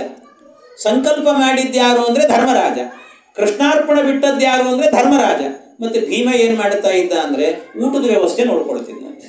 ಬಂದವರಿಗೆಲ್ಲ ಊಟ ತಿಂಡಿ ವ್ಯವಸ್ಥೆ ಏನಾಯಿತು ಅಂತ ಅದನ್ನು ನೋಡ್ಕೊಳ್ತಾ ಇದ್ದಂತೆ. ಎಲ್ಲ ಊಟದ ವ್ಯವಸ್ಥೆ ಎಲ್ಲ ಮಾಡಿದ, ಬಂದವರಿಗೆಲ್ಲ ಚೆನ್ನಾಗಿ ತೃಪ್ತಿಯಾಗಿ ಮಾಡಿಸಿದ, ಕಡಿಸಿದ, ಎಲ್ಲ ಮಾಡಿದ ಇಷ್ಟು. ಆದರೆ ಯಾಗವನ್ನು ಪರಿಪೂರ್ಣವಾಗಿ ಮಾಡಿದ್ದು ಯಾರು ಅಂತ ಹೇಳಿದರೆ ಧರ್ಮರಾಜ. ಆದರೆ ಕೃಷ್ಣಾರ್ಪಣ ಬಿಟ್ಟದ್ದು ಯಾರು? ಧರ್ಮರಾಜ. ಆದರೆ ಅದರ ಪರಿಪೂರ್ಣವಾದ ಪುಣ್ಯ ಬಂದದ್ದು ಯಾರಿಗೆ ಅಂದರೆ ಭೀಮನಿಗಂತೆ. ಯಾಕೆ ಅಂದರೆ ಕೃಷ್ಣ ಇದ್ದಾನೆ, ಅವನು ನಮ್ಮನ್ನು ರಕ್ಷಣೆ ಮಾಡುತ್ತಾನೆ ಅನ್ನುವ ದೃಢವಾದ ನಿಶ್ಚಯ ಅವನಿಗಿತ್ತು. ಆದ್ದರಿಂದಾಗಿ ಬುದ್ಧ್ಯ ಅಂದರೆ ನಿರ್ಧಾರ, ಗಟ್ಟಿಯಾದ ನಿರ್ಧಾರ. ಆ ನಿರ್ಧಾರ ಇದ್ದದ್ರಿಂದ ಪೂರ್ಣವಾದ ಪುಣ್ಯ ಹೋದದ್ದು ಯಾರಿಗೆ ಅಂದರೆ ಭೀಮನಿಗೆ ಹೋಯಿತು. ಇವನಿಗೆ ಪೂರ್ಣ ಪುಣ್ಯ ಹೋಗಲಿಲ್ಲ, ಇವನಿಗೆ ಧರ್ಮರಾಜ. ಯಾಕೆ? ಸಂಶಯ ವ್ಯಕ್ತಪಡಿಸಿದ. ಆದ್ದರಿಂದ ಬುದ್ಧ್ಯ ಅಂದರೆ ಕಾಯೇನ ವಾಚ ಮನಸೇಂದ್ರಿಯ ಇರುವ ಬುದ್ಧ್ಯ ಅಂದರೆ ನಿರ್ಧಾರೇಣ ಅಂತ. ನಿರ್ಧಾರದಿಂದಾಗಿ ಮಾಡಬೇಕು, ನಿಶ್ಚಯದಿಂದಾಗಿ, ನಿಶ್ಚಯೇನ ಮಾಡಬೇಕು ಅಂತ ಅರ್ಥ. ಅದರ ಜೊತೆಗೆ ಆತ್ಮನಾವ ಅಂತ ಹೇಳಿದರು. ಆತ್ಮನ ಅಂತ ಹೇಳಿದರೆ ಇದು ಏನು ಅಂದರೆ ಈಶ್ವರೋ ಅಸ್ತ್ಯೇವ ಇತಿ ನಿರ್ಧಾರಣೇನ ಅಂತ. ಈಶ್ವರ ಅಸ್ತ್ಯೇವ, ಈಶ್ವರ ಇದ್ದಾನೆ ಅಂತ ಗಟ್ಟಿಯಾದ ನಂಬಿಕೆ, ದೇವರಿದ್ದಾನೆ ಅನ್ನುವಂಥ ಗಟ್ಟಿ ನಂಬಿಕೆ. ಒಂದು, ನಾವು ಮಾಡುವ ಕಾರ್ಯದಲ್ಲಿ ನಿಶ್ಚಯ ಇರಬೇಕು. ಇನ್ನೊಂದೇನು ಅಂದರೆ ಈಶ್ವರ ಅಸ್ತ್ಯೇವ ಇತಿ ನಿರ್ಧಾರಣೇನ ಅಂತ, ದೇವರಿದ್ದಾನೆ ಅಂತ ಗಟ್ಟಿ ನಂಬಿಕೆ ಎನ್ನುವಂಥದ್ದು ಇರಬೇಕಂತೆ. ಅದು ಇತ್ತು ಅಂದರೆ ದೇವರೆಲ್ಲೂ ರಕ್ಷಣೆ ಮಾಡ್ತಾರೆ. ನಿಶ್ಚಯ, ದೇವರ ನಿಶ್ಚಯ ಎನ್ನುವಂಥದ್ದು ನಾನು ಅನೇಕ ಬಾರಿ ಹೇಳಿದ್ದೇನೆ. ವಾಯುಪುರಾಣದಲ್ಲಿ ಆರಂಭದಲ್ಲಿ ಒಂದು ಕಥೆ ಬರ್ತದೆ, ಮಾರ್ಕಂಡೇಯ ಪುರಾಣ. ಅದು ಏನಂದರೆ ಒಂದು ಪಕ್ಷಿ ಏನಾಯ್ತಂತೆ, ರಣರಂಗ, ಯಾವುದು 18 ದಿವಸದ ಯುದ್ಧ ನಡೀತಲ್ಲ ಮಹಾಭಾರತದ್ದು, ಆ ಮಹಾಭಾರತದ ಯುದ್ಧ ನಡೀತಾ ಇದೆ. ಯುದ್ಧ ನಡೆಯುವಂಥ ಕಾಲದಲ್ಲಿ ಒಂದು ಪಕ್ಷಿ, ಅದು ಎಂತಹದ್ದು, ಗರ್ಭಿಣಿಯಾದಂಥ ಪಕ್ಷಿ. ಒಂದು ಗರ್ಭಿಣಿಯಾದಂಥ ಪಕ್ಷಿ ಏನು ಮಾಡಿತಂತೆ, ಹಾರ್ತಾ ಕುರುಕ್ಷೇತ್ರದ ಒಳಗೆ ಪ್ರವೇಶ ಮಾಡಿತು. ಏನು ಇಡೀ ಕುರುಕ್ಷೇತ್ರದಲ್ಲಿ ಪುಂಖಾನುಪುಂಖವಾದಂಥ ಬಾಣಗಳನ್ನು ಬಿಡ್ತಾ ಇದ್ದಾರೆ. ಆ ಬಾಣಗಳನ್ನು ಬಿಡುವಾಗ ಯಾವ ಬಾಣ ಅದಕ್ಕೆ ತಾಕತ್ತೋ ಗೊತ್ತಿಲ್ಲ. ಆ ತಾಯಿಗೇನು ಅಂದರೆ, ನಾನು ಸಾಯಲಿ ಪರವಾಗಿಲ್ಲ, ನನ್ನ ಗರ್ಭದಲ್ಲಿರುವಂಥ ನನ್ನ ಮಕ್ಕಳಾದರೂ ಉಳಿಲಿ ಅಂತ ಅದಕ್ಕೆ. ಆದರೆ ಅಂಥ ಒಂದು ಪ್ರಸಂಗದಲ್ಲಿ ಒಳಗೆ ಬಂತಂತೆ. ಅದು ಒಳಗೆ ಬಂದು ಒದ್ದಾಡ್ತಾ ಇದೆ, ಎಲ್ಲಿ ಹೋಗಬೇಕು ಗೊತ್ತಾಗ್ತಾ ಇಲ್ಲ. ಕಡೆಗೇನಾಯಿತು, ಒಬ್ಬ ಭಗದತ್ತ ಅಂತ, ನರಕಾಸುರನ ಮಗ, ಭಗದತ್ತನ ಈ ರಥದ ಕೆಳಗೆ ಹೋಗಿ ಕೂತ್ಕೊಳ್ತಂತೆ. ರಥದ ಕೆಳಗೆ ಹೋಗಿ ಕೂತ್ಕೊಂಡ್ರೆ ಕೃಷ್ಣನನ್ನು ಎದುರುಗಡೆ ನೋಡ್ತಾ ಇತ್ತು. ನೋಡುವಾಗ ಕೃಷ್ಣನ ನೋಡಿ ಅನ್ನಿಸ್ತದಕ್ಕೆ, ದೇವರೇ ಕೃಷ್ಣ ನೀನಿದೆಯೋ, ಅಂತ್ಯಕಾಲ ನನಗೆ ಯಾವ ಬಾಣ ತಾಕುತ್ತೋ ಗೊತ್ತಿಲ್ಲ, ಇಷ್ಟು 18,000 18 ದಿನಗಳ ಯುದ್ಧ, 18 ಅಕ್ಷೌಹಿಣಿ ಸೇನೆ ಸೇರಿದ್ದಾವೆ. ಇಷ್ಟು ದೊಡ್ಡ ಯುದ್ಧ ನಡೀತಾ ಇದೆ, ನಾನು ಮೇಲೆ ಹಾರಿದರೆ ಸಾಕು ನನಗೊಂದು ಬಾಣ ಬಿದ್ದು ಸಾಯೋದು ಗ್ಯಾರಂಟಿ ನನಗೆ. ಕೃಷ್ಣ ನೀನಿದ್ದೀಯಾ ಅಂತ ನಂಬಿದ್ದೇನೆ, ನನ್ನ ಮಕ್ಕಳನ್ನು ಉಳಿಸೋ ಅಂತ ಕೇಳ್ಕೊಳತ್ತಂತೆ. ನನ್ನ ಮಕ್ಕಳ ರಕ್ಷಣೆ ಮಾಡು ಅಂತ ಕೇಳಿತು. ಕೃಷ್ಣ ನೋಡಿ ಏನು ಮಾಡಿದ, ಆ ಅರ್ಜುನನ ಸಾರಥಿಯಾಗಿದ್ದಾಗ ಕೃಷ್ಣ ಅರ್ಜುನನಿಗೆ ಹೇಳಿದ, ರಥವನ್ನು ಈ ಕಡೆಗೆ ತಗೊಂಡು ಹೋಗ್ತೀನಿ ಅಂತ ಹೇಳಿ ಸರಿಯಾಗಿ ಭಗದತ್ತನ ರಥನ ಎದುರಲ್ಲಿ ನಿಲ್ಲಿಸಿದಂತೆ. ಅರ್ಜುನನಿಗೆ ಹೇಳಿದ, ಭಗದತ್ತನ ಮೇಲೆ ಬಾಣಪ್ರಯೋಗ ಮಾಡು ಅಂತ. ಬಾಣಪ್ರಯೋಗ ಮಾಡುವಂದು ಕೂಡಲೇನೆ ಆಯಿತು ಅಂತ ಅರ್ಜುನ ಭಗದತ್ತನ ಮೇಲೆ ಬಾಣಪ್ರಯೋಗ ಮಾಡಿದ. ಬಾಣಪ್ರಯೋಗ ಮಾಡ್ತಾ ಇದ್ದಂತೇನೆ ಕೃಷ್ಣ ಏನು ಮಾಡಿದ, ತಾನಿದ್ದ ಜಾಗವನ್ನು ಭೂಮಿಯನ್ನು ಸ್ವಲ್ಪ ಒತ್ತಿದಂತೆ, ಕೆಳಗೆ ಹೋಯ್ತು. ಹೋದ ಕೂಡಲೇ ಒಂದು ಬಾಣ ಬಿಟ್ಟು ಕೂಡಲೇನೆ ಅದು ಏನಾಯಿತು ಅಂದರೆ ಬಾಣ ಹೋದದ್ದು ಸರಿಯಾಗಿ ಆ ರಥದ ಕೆಳಗೆ ಹೋಯ್ತು ಅಂತದ್ದು, ಭಗದತ್ತನ ರಥದ ಕೆಳಗೆ ಹೋಯ್ತು. ರಥದ ಕೆಳಗೆ ಹೋಗ್ತಾ ಇದ್ದಂತೇನೆ ಆ ಪಕ್ಷಿ ಏನಿತ್ತು, ಪಕ್ಷಿಯ ಗರ್ಭದ ಚೀಲ ಇತ್ತಲ್ಲ, ಆ ಗರ್ಭದ ಚೀಲವನ್ನು ಸ್ಪರ್ಶ ಮಾಡ್ಕೊಂಡು ಹೋಯ್ತಂತೆ, ಸ್ವಲ್ಪ ಸ್ಪರ್ಶ. ಆ ಗರ್ಭದ ಚೀಲ ಸಣ್ಣದಾಗ ಹರಿತು, ಒಳಗಿದ್ದಂಥ 4 ಮೊಟ್ಟೆಗಳು ಟಕ್ ಟಕ್ ಅಂತ ಕೆಳಗಿದ್ದಂತೆ. ಅದು ಒಡೆದು ಹೋಗ್ಬೇಕಲ್ಲ, ಅದಕ್ಕೊಂದು ವ್ಯವಸ್ಥೆ ಮಾಡಿದ್ದ. ಏನು ಅಂದರೆ, ಈ ರಥಕ್ಕೆ ಒಂದೊಂದು ಕುದುರೆ ಇರ್ತವೆ, ಆ ಕುದುರೆಗಳು ತಿನ್ನಲಿಕ್ಕೆ ಹುಲ್ಲು ಬೇಕಲ್ವಾ, ಅದಕ್ಕೆ ಹುಲ್ಲನ್ನೆಲ್ಲವನ್ನು ಕೂಡ ಕೆಳಗಿರಿಸಿದ್ರಂತಲ್ಲಿ. ಆ ಹುಲ್ಲಿನ ಮೇಲೆ ಬಿತ್ತು, ಆ ಮೊಟ್ಟೆ ಒಡಿಲಿಲ್ಲ. ಅದನ್ನು ಜಾಗ್ರತೆ ಮಾಡಿಸಿದ ಪರಮಾತ್ಮ, ಭಗವಂತ ರಕ್ಷಣೆ ಮಾಡಿದ. ಅಂದರೆ ಜಗತ್ತಿನಲ್ಲಿ ಮೊಟ್ಟ ಮೊದಲಿಗೆ ಕೃಷ್ಣ ಪರಮಾತ್ಮ ತೋರಿಸಿಕೊಟ್ಟ ಏನು ಅಂದರೆ, ಏನು ಪ್ರಸವ ಅನ್ನುವಂತಹದ್ದು ನಾರ್ಮಲ್ ಡೆಲಿವರಿ ಅಂತೇನಲ್ಲ, ಒಂದು ಸಿಸರಿಯನ್ ಮಾಡಿ ಕೂಡ ನಾವು ಮಕ್ಕಳನ್ನು ಹೊರಗೆ ತೆಗಿಬಹುದು ಅಂತ ಜಗತ್ತಿಗೆ ಮೊದಲು ತೋರಿಸಿದವನೇ ಕೃಷ್ಣ ಅಂತ ಭಗವಂತ ತೋರಿಸಿದ. ಅದು ಮೊಟ್ಟೆಗಳು ಬಿತ್ತು, ಕೆಳಗೆ ಬಿದ್ದು ಕೂಡಲೇ ಈ ಭಗದತ್ತನ ರಥ ಆ ಕಡೆ ಹೋಗಿಬಿಡ್ತು. ಹುಲ್ಲಿನ ತಪ್ಪಲಿನ ಮೇಲೆ ಮೊಟ್ಟೆಗಳಿದ್ದಾವೆ, ಯಾರು ಬೇಕಾದರೂ ಕಾಲಿಡಬಹುದು, ಎಷ್ಟು ಆನೆಗಳು, ಎಷ್ಟು ಒಂಟೆಗಳು, ಏನು ವಿಚಿತ್ರ. ಆದರೆ ಕೃಷ್ಣ ವಿಚಾರ ಮಾಡಿದ ಅಷ್ಟರಲ್ಲೇನೆ ಒಂದು ಆನೆ ಬರ್ತಾ ಇತ್ತಂತೆ. ಆನೆ ಬರುವಾಗ ಆನೆಯ ಕಂಠದಲ್ಲಿ ಒಂದು ದೊಡ್ಡ ಗಂಟೆ ಇತ್ತಂತೆ. ಆ ಗಂಟೆಗೆ ಸರಿಯಾಗಿ ಬಾಣ ಬಿಡ್ಲಿಕ್ಕೆ ಹೇಳಿದ. ಬಾಣ ಬಿಡ್ಲಿಕ್ಕೆ ಹೇಳಿದ್ರೆ ಇವನು ಅರ್ಜುನ ಬಾಣ ಬಿಟ್ಟ. ಆ ಗಂಟೆಗೆ ಒಳಗೆ ನಾಳ ಇರಲಿಲ್ಲ ಅಂತ, ಅಂತಹದ್ದು ವಿಚಿತ್ರವಾದ ಒಳಗೆ ನಾಳ ಇಲ್ಲದ ಗಂಟ. ಆ ಗಂಟೆ ಸರಿಯಾಗಿ ಅದು ಬಾಣ ಬಿಟ್ಟಾಗ ಆ ಗಂಟೆ ಸರಿಯಾಗಿ ಆನೆ ಬಂತು, ಆ ಮೊಟ್ಟೆ ಏನಿತ್ತು ಮೊಟ್ಟೆಯ ಮೇಲೆ ಬಂದು ಹಾಗೆ ಬೋರ್ಲಾಗಿ ಕೂತ್ಕೊಳ್ತಂತೆ. ಅದಕ್ಕೊಂದು ಶಕ್ತಿ ಕೊಟ್ಟ. ಈ ಗಂಟೆಯನ್ನ 5,000 ಜನ ಸೇರಿದ್ರು ಕೂಡ ಎತ್ತಲಿಕ್ಕಾಗಬಾರ್ದು, ಅಲಗಾಡಿಸ್ಲಿಕ್ಕಾಗಬಾರ್ದು ಇದಕ್ಕೆ ಅಂತ ಒಂದು ಹೊರ ಇಟ್ಟುಬಿಟ್ಟ, ಅದಕ್ಕೊಂದು ಶಕ್ತಿ ಕೊಟ್ಬಿಟ್ಟು ಆಯಿತು. ಆಮೇಲೆ ಇಡೀ ಯುದ್ಧ ಮುಗೀತು, ಮಾಡಿತು, ಏನೇನೇನೋ ಆಯಿತು, ಎಲ್ಲ ಗಲಾಟೆ ಆಯಿತು. ಎಷ್ಟು ಗಲಾಟೆ ಆದರೂ ಕೂಡ ಆ ಗಂಟೆಯನ್ನು ಒಬ್ಬರೂ ಸರಿಸ್ಲಿಕ್ಕಾಗಲಿಲ್ಲ, ಏನೂ ಆಗಲಿಲ್ಲ. ಆಮೇಲೆ ಏನಾಯಿತು, 18 ದಿವಸದ ಯುದ್ಧ ಮುಗೀತು. ಯುದ್ಧ ಎಲ್ಲ ಮುಗೀತಲ್ಲ, ಮುಗಿದಾದ ನಂತರ ಏನಾಯ್ತಂತೆ, ಕಡೆಗಾಗಬೇಕಾದ್ರೆ ಈ ಭೀಷ್ಮಾಚಾರ್ಯನ ಶರಪಂಜರದಲ್ಲಿ ಮಲಗಿಸ್ಬಿಟ್ಟಿದ್ರು. ಅವರು ಉತ್ತರಾಯಣಕ್ಕೋಸ್ಕರ ಕಾಯ್ತಾ ಇದ್ದರಂತೆ ಸಾಯಲಿಕ್ಕೆ. ಆಗ ಈ ಧರ್ಮರಾಜನಿಗೆ ಹೇಳಿ ಕೃಷ್ಣ ಪರಮಾತ್ಮ ಭೀಷ್ಮರಿಂದ ಉಪದೇಶವನ್ನು ಪಡ್ಕೋ ನೀನು ಅಂತ ಧರ್ಮರಾಜನ ಕರ್ಕೊಂಡ್ಬರ್ತಾರೆ. ಆಗ ಏನು ಶಾಂತಿ ಪರ್ವ ಇದೆ, ಅದ್ಭುತವಾದಂಥ ಉಪದೇಶಗಳೆಲ್ಲವೂ ಕೂಡ ಭೀಷ್ಮಾಚಾರ್ಯರು ತತ್ವಜ್ಞಾನದ ಉಪದೇಶವನ್ನು ಮಾಡ್ತಾರೆ. ಆ ಉಪದೇಶವನ್ನು ಮಾಡಬೇಕಾದ್ರೆ ಈ ಭಾಗವತದಲ್ಲಿ ಶಮೀಕಾಂತ ಋಷಿಗಳು ಬರ್ತಾರಲ್ಲ, ಭೀಷ್ಮಾಚಾರ್ಯ ಉಪದೇಶ ಮಾಡುತ್ತಿದ್ದಾರೆ, ಜ್ಞಾನಿಗಳು ಅವರ ಉಪದೇಶವನ್ನು ಕೇಳಬೇಕು, ಆ ತತ್ವಜ್ಞಾನವನ್ನು ಪಡೀಬೇಕು ಅಂತ ಉತ್ಸಾಹದಿಂದ ಅವರು ಹೋಗ್ತಿದ್ರಂತೆ. ಹೋಗುವಾಗ ಅವ್ರ ಜೊತೆಗೆ ಒಂದು 5,000 ಜನ ಶಿಷ್ಯರನ್ನ ಕರ್ಕೊಂಡು ಹೋಗಿದ್ರಂತೆ ಭೀಷ್ಮಾಚಾರ್ಯ ಉಪನ್ಯಾಸ ಕೇಳಲಿಕ್ಕೆ ಅಂತ. ಅವರು ದಾರಿಯಲ್ಲಿ ಹೋಗ್ತಿದ್ರೆ ಕುರುಕ್ಷೇತ್ರದಲ್ಲಿ ಎಲ್ಲೋ ದೂರದ ಕಡೆಯಿಂದ ಎಲ್ಲೋ ಒಂದು ಕಡೆಯಲ್ಲಿ ಶಬ್ದ ಕೇಳ್ತಿತ್ತು, ಚುಚಿ ಕುಚಿ ಚುಚಿ ಕುಚಿ ಅಂತ ಶಬ್ದ ಕೇಳ್ತಿತ್ತು. ಎಲ್ಲಿ ಅಂತ ಹುಡುಕಿದಾಗ ಯಾವುದೋ ಒಂದು ಗಂಟೆ ಹತ್ತಿರದಿಂದ ಶಬ್ದ ಬಂತು. ಏನು ಅಂತ ನೋಡಿದ್ರು, 5,000 ಜನ ಶಿಷ್ಯರಿಗೆ ಹೇಳಿ ಆ ಗಂಟೆಯನ್ನು ಮೇಲೆತ್ತಿ ಅಂತ ಎತ್ತಿದ್ರೆ 4 ಪಕ್ಷಿಗಳು ಕೂಡ ಆನಂದದಿಂದಾಗಿ ರೆಕ್ಕೆ ಬಲ್ತಿತ್ತು, ಹಾಯಾಗಿ ಹಾರಿಕೊಂಡು ಮೇಲೆ ಆಗಸವನ್ನು ನೋಡಿ ಹೋದವಂತೆ. ದೇವರು ಇದ್ದಾನೆ, ನಮ್ಮನ್ನು ರಕ್ಷಣೆ ಮಾಡುತ್ತಾನೆ ಅಂತ ಗಟ್ಟಿ ನಂಬಿಕೆ ಇಟ್ವಿ ಅಂತ ಆದರೆ ಹೇಗೆ ರಕ್ಷಣೆ ಮಾಡ್ತಾನೆ. ಇದನ್ನೇ ಆತ್ಮನಾವ ಅಂತ ಹೇಳಿದ್ದು. ಆತ್ಮನ ಇದನ್ನು ಬುದ್ಧಿಯ ಆತ್ಮನ ಅಂದರೆ ದೇವರು ಈಶ್ವರ ಅಸ್ತೇವ ಇತಿ ನಿರ್ಧಾರ, ದೇವರು ಇದ್ದಾನೆ ಅಂತ ಗಟ್ಟಿ ನಿಶ್ಚಯವನ್ನು ಮಾಡಿಕೊಂಡು ನಾವು ಬದುಕಿದ್ವಿ ಅಂದರೆ ನಮ್ಮ ಆಪತ್ತು ಕಾಲದಲ್ಲೂ ಕೂಡ ದೇವರು ಹೇಗೆ ರಕ್ಷಣೆ ಮಾಡ್ತಾ ನಮಗೆ ಗೊತ್ತಾಗಲ್ಲ. ನಮಗೇನೋ ಆಪತ್ತು ಬಂದಿರುತ್ತೆ, ನಾವು ಅಂದ್ಕೊಳ್ತಿರ್ತೀವಿ ಅಯ್ಯೋ ಅವ್ರು ಬರಲಿಲ್ಲ ನಮ್ಮ ಸಹಾಯಕ್ಕೆ, ಇವ್ರು ಬರಲಿಲ್ಲ. ಯಾಕೆ ಬರಬೇಕು ಸ್ವಾಮಿ, ಯಾಕೆ ಬರಬೇಕು? ದೇವರನ್ನು ನಂಬಿ ದೇವರೇ ಬರ್ತಾನಂತ, ಯಾವುದೋ ಒಂದು ರೂಪದಲ್ಲಿ ಬಂದು ನಮ್ಮ ರಕ್ಷಣೆ ಮಾಡಿ ಹೋಗ್ತಾನೆ ದೇವರು. ಇದು ಭಗವಂತ ಮಾಡುವಂಥ ರಕ್ಷಣೆ ಇದು ಅಂತ ಹೇಳ್ತಾರೆ, ದೇವರು ಮಾಡುವಂಥ ರಕ್ಷಣೆ. ಇಂಥ ಅದ್ಭುತ. ಆದ್ದರಿಂದ ಆತ್ಮನ ಇನ್ನು ಅನುಸೃತ ಸ್ವಭಾವಂ. ಅನುಸೃತ ಸ್ವಭಾವಂ ಅಂತ ಹೇಳಿದರೆ ನಮ್ಮ ಸ್ವಭಾವಕ್ಕೆ ಅನುಗುಣವಾಗಿ ಅಂತ ಹೇಳಿದರೆ ಇದಕ್ಕೆ ಸುಧೀಂದ್ರ ತೀರ್ಥರು ಬರೆಯುವಂತಹದ್ದೇನು ಅಂದರೆ ರಜೋಬುದ್ಧಿಂ ನಿರಾಕೃತ್ಯ ಸಾತ್ವಿಕ ಬುದ್ಧಿಂ ಅನುಸೃತ್ಯ ಅಂತ ಬರೀತಾರೆ. ಅಂದರೆ ಅರ್ಥ ಏನು, ನಮ್ಮಲ್ಲಿ ಒಂದೊಂದು ಸ್ವಭಾವ ಇರುತ್ತೆ. ನಮ್ಮಲ್ಲಿ ಸಾತ್ವಿಕ ಸ್ವಭಾವ, ರಾಜಸ ಸ್ವಭಾವ, ತಾಮಸ ಸ್ವಭಾವ ಅಂತೆಲ್ಲ ಇರುತ್ತೆ. ಅದರಲ್ಲಿ ಸಾತ್ವಿಕತೆ ಎನ್ನುವಂತಹದ್ದು ಹೆಚ್ಚು ನಮ್ಮಲ್ಲಿ ಇದ್ದಾಗ ನಮಗೇನಾಗ್ತಾ ಇರುತ್ತೆ, ಇವತ್ತೆಲ್ಲ ದೇವರ ಸ್ತೋತ್ರಗಳನ್ನು ಪಾರಾಯಣ ಮಾಡಬೇಕು ಅನಿಸುತ್ತೆ. ಏನು ಅವತ್ತಿನ ದಿವಸ ಇಡೀ ಹರಿಕಥಾಮೃತ ಸಾರದ ಎಲ್ಲ ಸಂಧಿಗಳನ್ನು ಪಾರಾಯಣ ಮಾಡ್ತಿರ್ತೇವೆ, ಭಾರಿ ಖುಷಿ ಇರ್ತದೆ ನಮಗೆ. ಅದೇ ಒಂದೊಂದು ದಿವಸ ಏನಾಗಿಬಿಡುತ್ತೆ, ನಮಗೆ ರಜೋಗುಣದ ಪ್ರಭಾವ ಇತ್ತು ಅಂತ ಇಟ್ಕೊಳ್ರಿ. ರಜೋಗುಣದ ಪ್ರಭಾವ ಇತ್ತು ಅಂತ ಆದರೆ ಅಯ್ಯೋ ಹರಿಕಥಾಮೃತ ಸಾರ ತಗೊಂಡು ಏನ್ರಿ ಮಾಡೋದು, ಅದು ಇದ್ದೇ ಇರ್ತದೆ ಬಿಡ್ರಿ ಅಂತ ಹೇಳ್ಬಿಟ್ಟು ಟಿ ವಿ ಹಚ್ಕೊಂಡು ಕೂತು ಬಿಡೋದು, ಅದನ್ನೇ ನೋಡೋದು ಅಷ್ಟೇ, ಇನ್ಯಾವುದೂ ಇಲ್ಲ. ಹಾಗಾಗಿ ಇದು ರಜೋಗುಣದ ಸ್ವಭಾವ. ಇನ್ನು ತಮೋ ಗುಣದ ಸ್ವಭಾವ ಅಂತ ಹೇಳಿದ್ರೆ ಏನೋ ನೋಡೋದಷ್ಟೇ ಅಲ್ಲ, ಕೆಟ್ಟದನ್ನೆಲ್ಲ ಮಾಡೋದು ಅಂತ, ಯಾವುದೂ ಇಲ್ಲವೇ ಇಲ್ಲ, ಕೆಟ್ಟದ್ದನ್ನೇ ಮಾಡೋದು, ಹೀಗೆಲ್ಲ ಇರ್ತದೆ. ಆದ್ರಿಂದಾಗಿ ನಮ್ಮ ಸ್ವಭಾವಕ್ಕೆ ಅನುಗುಣವಾಗಿ ನೀನು ಮಾಡಿಸ್ತಿ.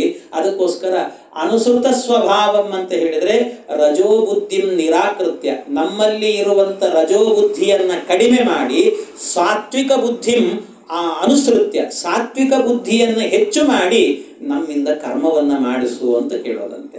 ಆದ್ರಿಂದ ಇಂಥ ಕರ್ಮ ಏನಿದೆಯಲ್ಲ ಇದನ್ನೆಲ್ಲವನ್ನು ಕೂಡ ಕರೋಮಿ ಯದ್ಯತ್ ಸಕಲಂ ಪರಸ್ಮೈ, ನಾನೇನೇನು ಮಾಡ್ತೇನೋ ಕರ್ಮಗಳನ್ನು ಆ ಎಲ್ಲ ಕರ್ಮಗಳನ್ನು ಕೂಡ ನಾರಾಯಣಾಯೇತಿ ಸಮರ್ಪಯೇತ್ತತ್ ಅಂತ. ಅಂದರೆ ಕರ್ಮವನ್ನು ನಾವು ಈ ರೀತಿಯಲ್ಲಿ ಸಮರ್ಪಣೆಯನ್ನು ಮಾಡಿದ್ವಿ ಅಂತ ಆದರೆ ಕರ್ಮವನ್ನು ಅದು ಏನಾಗತ್ತಂತೆ, ಪುಣ್ಯಕರ್ಮವಾಗತ್ತಂತೆ. ನಾವು ಮಾಡುವಂಥ ಕರ್ಮ ಎನ್ನುವಂಥದ್ದು ಏನೋ ಆಗಿರುತ್ತೆ, ಅಪರಾಧದಿಂದಾಗಿ ಏನೋ ಲೋಪ ದೋಷ ಎಲ್ಲವೂ ಕೂಡ ಇರುತ್ತೆ. ಅದರಲ್ಲಿ ನಾವು ಮಾಡಬೇಕಾದ್ರೆ ಕರ್ಮಗಳಲ್ಲಿ ಎಷ್ಟು ಲೋಪದೋಷಗಳು ಮಾಡಿರ್ತೀವಿ ಗೊತ್ತಿಲ್ಲ. ಆ ಲೋಪದ ಯಾಕೆಂದರೆ ಒಂದು ಉದಾಹರಣೆ ಹೇಳ್ತೇವೆ, ನಮಗೆ ಜೀವನದಲ್ಲಿ ಏನೋ ಕಷ್ಟ ಬಂತು. ಕಷ್ಟ ಬಂದಾಗ ನಾವೇನು ಮಾಡ್ತೇವೆ, ಕಷ್ಟ ಬಂದಾಗ ಅನಾರೋಗ್ಯ ಇದ್ದಾಗ ಡಾಕ್ಟರ್ ಹತ್ರ ಹೋಗ್ತೇವೆ. ಕಷ್ಟ ಬಂದಾಗ ಏನು ಮಾಡ್ತೇವೆ ಅಂದರೆ ಅಲ್ಪ ಸ್ವಲ್ಪ ತಿಳಿದಿದ್ವಿ ಅಂತ ಆದರೆ ಯಾರಾದರೂ ಜ್ಯೋತಿಷಿಗಳನ್ನು ಕೇಳ್ರಿ ಅಂತೀವಿ. ಜ್ಯೋತಿಷಿಗಳ ಹತ್ರ ಹೋದ್ವಿ. ಜ್ಯೋತಿಷಿಗಳ ಹತ್ರ ಹೋದಾಗ ಒಬ್ಬ ಜ್ಯೋತಿಷಿ ಅವನೇನು ಮಾಡಿದ, ಬನ್ನಿ ಅಂತ ಕರೆದ, ಏನು ಕಷ್ಟ ಎಲ್ಲ ಹೇಳಿದ. ನಿಮಗೆ ಈ ಕಷ್ಟ ಪರಿಹಾರ ಆಗಬೇಕಾ, ಕಷ್ಟ ಪರಿಹಾರ ಆಗಬೇಕು ಅಂದ್ರೆ ಒಂದು ಕೆಲಸ ಮಾಡಿ, ನಾನೊಂದು ಮಂತ್ರ ಮಾಡಿ ನಿಮಗೆ ಕೊಡ್ತೇನೆ ಅಂತ ಒಂದು ಮಂತ್ರಿಸಿ ಒಂದು ನಿಂಬೆಹಣ್ಣನ್ನು ಕೊಡ್ತಾನೆ. ನಿಂಬೆಹಣ್ಣು ಇದನ್ನು ಹೋಗಿ ನೀವು ದೇವರ ಕೋಣೆಯಲ್ಲಿ ಇಟ್ಟು ಇದು ನಿತ್ಯ ಪೂಜೆ ಮಾಡಿರಿ ಅಂತೇಳಿ. ಆಯಿತು, ಪೂಜೆ ಮಾಡಿ ಸರಿ, ಇವನು ತೊಗೊಂಡು ಹೋಗಿ ಮನೆಯಲ್ಲಿ ಇಟ್ಟು ದೇವ್ರ ಪೂಜೆಗೆ ಅಂತ ಇಟ್ಕೊಂಡು ಇವನು ದೇವ್ರ ಪೂಜೆಗೆ ದೇವ್ರ ಕೋಣೆಯಲ್ಲಿ ಇಟ್ಟಿದ್ದಾನೆ. ಮರುದಿವಸ ಆಗಬೇಕಾದ್ರೆ ಇದು ಹೆಂಡತಿ ಗೊತ್ತಿಲ್ಲ ಪಾಪ, ಯಾರೋ 4 ಜನ ಮನೆಗೆ ಬಂದರು. 4 ಜನ ಮನೆಗೆ ಬಂದಾಗ ಏನಾದರೂ ಕೊಡಬೇಕಲ್ಲ, ಏನು ಹಾಲಿರಲಿಲ್ಲ ಏನಿರಲಿಲ್ಲ. ಒಂದು ಪಾನಕ ಮಾಡೋಣ ಅನ್ನಿಸ್ತಾ ಅವಳಿಗೆ. ಪಾನಕ ಮಾಡೋಣ ಹುಡುಕಿದ್ಲು, ನಿಂಬೆಹಣ್ಣು ಸಿಗಲಿಲ್ಲ. ದೇವ್ರ ಕೋಣೆಯಲ್ಲಿ ಒಂದು ನಿಂಬೆಹಣ್ಣು ನೋಡಿದ್ದೆ ಅಂತ ನೆನಪಾಗಿಬಿಡುತ್ತೆ ಅವಳಿಗೆ.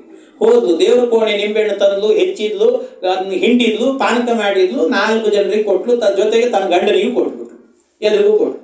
ಆಮೇಲೆ ಈ ಗಂಡ ನೋಡಿದ, ದೇವ್ರ ಕೋಣೆಯಲ್ಲಿ ನಿಂಬೆಹಣ್ಣು ಕಾಣ್ತಿಲ್ಲ, ಏನಾಯಿತು? ಆಗ ಅವನು ಇಲ್ಲ ಪಾನಕ ಮಾಡಿಕೊಂಡು ನಿಮಗೆಲ್ರಿಗೂ ಕೊಟ್ಟನೆಲ್ಲ ನಾನು. ಅಲ್ಲಿ ತನಕಲೂ ಕೂಡ ಏನಾಗಿತ್ತು, ದೇವ್ರ ಕೋಣೆಯಲ್ಲಿ ನಿಂಬೆಹಣ್ಣಿದೆ ಅನ್ನೋ ಏನೋ ಒಂದು ಧೈರ್ಯ ಇತ್ತು ಏನೋ. ಆದರೆ ಈಗೇನಾಗ್ಲಿಕ್ಕೆ ಶುರುವಾಯ್ತು, ಎಲ್ಲರೂ ಹೊಟ್ಟೆ ಒಳಗೆ ಹೋಗಿದೆ ಅನ್ಲಿಕ್ಕೆ ಶುರುವಾಗ್ಲಿ. ಆಗೆಲ್ಲ ಭಯ ಶುರುವಾಗ್ಲಿಕ್ಕೆ ಶುರುವಾಯ್ತು. ಭಯ, ಏನಪ್ಪ ಏನಾಗುತ್ತೋ ಏನಂತ. ನಿಂಬೆಹಣ್ಣು ಕುಡಿದು ಬಿಟ್ಟಿದ್ದೀವಲ್ಲ ನಾವು, ನಾನು ಮಾತ್ರ ಅಲ್ಲ 4 ಮಂದಿ ಕುಡಿದ, ಅದೊಂದು ಸ್ವಲ್ಪ ಧೈರ್ಯ ಇದೆ, ಅದರಲ್ಲೊಂದು ಧೈರ್ಯ. ಯಾಕೆ ನನಗೊಬ್ಬನಿಗೆ ಆಗಲ್ಲ, ಆದರೂ ಕೂಡ ಅವ್ರಿಗೂ ಆಗತ್ತಲ್ಲ ಅಂತ, ಅದು ಒಂದು ಇಂಥ ಒಂದು ದುರ್ಬುದ್ಧಿ ಮೇಲೆ ಬರ್ತಿರ್ತದೆ. ಅದರಿಂದಾಗಿ ಇದು ಏನಾಗುತ್ತೋ ಏನೋ ಅಂತ ಈ ಭಯ ಎನ್ನುವಂಥದ್ದು ಆವರಿಸಿಕೊಳ್ಳುತ್ತಲ್ವ.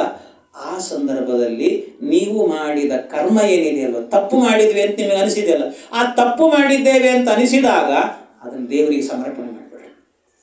ದೇವರಿಗೆ ಸಮರ್ಪಣೆ ಮಾಡಿದರೆ ಸಮರ್ಪಯಾಮಿ ನಾರಾಯಣ ಏತಿ ಸಮರ್ಪಯ. ಆ ನಾರಾಯಣನಿಗೆ ಸಮರ್ಪಣೆ ಮಾಡಿದೆ ಅಂತ ನಾವು ಸಮರ್ಪಣೆ ಮಾಡಿಬಿಟ್ಟೆವು ಅಂತ ಆದರೆ ಆ ಮಾಡಿದ ಕರ್ಮ ತಪ್ಪು ಅಂತ ಅನಿಸಿದೆಯಲ್ಲ ನಮಗೆ, ಆದರೂ ದೇವರಿಗೆ ಸಮರ್ಪಣೆ ಮಾಡಿದ್ವಲ್ಲ, ಇನ್ನು ದೇವರು ನೋಡ್ಕೊಳ್ತಾನೆ, ಏನು ಸಮಸ್ಯೆ. ಅದು ಏನಾಗುತ್ತಂತೆ, ಪಾಪವಾಗುವಂತಹದ್ದು ಕೂಡ ಪುಣ್ಯವಾಗಿ ಕನ್ವರ್ಟ್ ಆಗಿ ಹೋಗುತ್ತಂತೆ.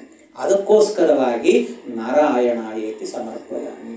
ಇದಕ್ಕೋಸ್ಕರ ನಾರಾಯಣನಿಗೆ ಭಗವಂತನಿಗೆ ಮಾಡಿದ ಎಲ್ಲ ಕರ್ಮಗಳನ್ನು ಕೂಡ ಅದರಿಂದ ಬಹಳ ಜನ ತಿಳ್ಕೊಂಡಿರ್ತಾರೆ, ಯಾಕಿದು ಸುಮ್ಮನೆ ಎಲ್ಲರೂ ಕೂಡ ಎಲ್ಲ ಭಜನೆ ಮಾಡಿದ್ರು ಕೊನೆಯಲ್ಲಿ ಕಾಯೇನ ವಾಚ ಅಂತ ಹೇಳ್ತಾರೆ, ಇನ್ನೇನೋ ದೇವರ ಕೆಲಸವನ್ನು ದೇವರ ಪೂಜೆ ಮಾಡಿದ್ರು ಕಾಯೇನ ವಾಚ ಅಂತ ಹೇಳ್ತಾರೆ. ಯಾಕೆ ಅಂದರೆ ಮಾಡಿದ ಕರ್ಮಗಳನ್ನು ದೇವರಿಗೆ ಸಮರ್ಪಣೆ ಮಾಡಿದ್ವಿ ಅಂದರೆ ಅದು ಪುಣ್ಯವಾಗಿ ಕನ್ವರ್ಟ್ ಆಗುತ್ತೆ. ನಮ್ಮಲ್ಲಿ ದೋಷಗಳಿದ್ರೂ ಕೂಡ ಅದು ಪುಣ್ಯವಾಗಿ ಹೋಗುತ್ತಂತೆ.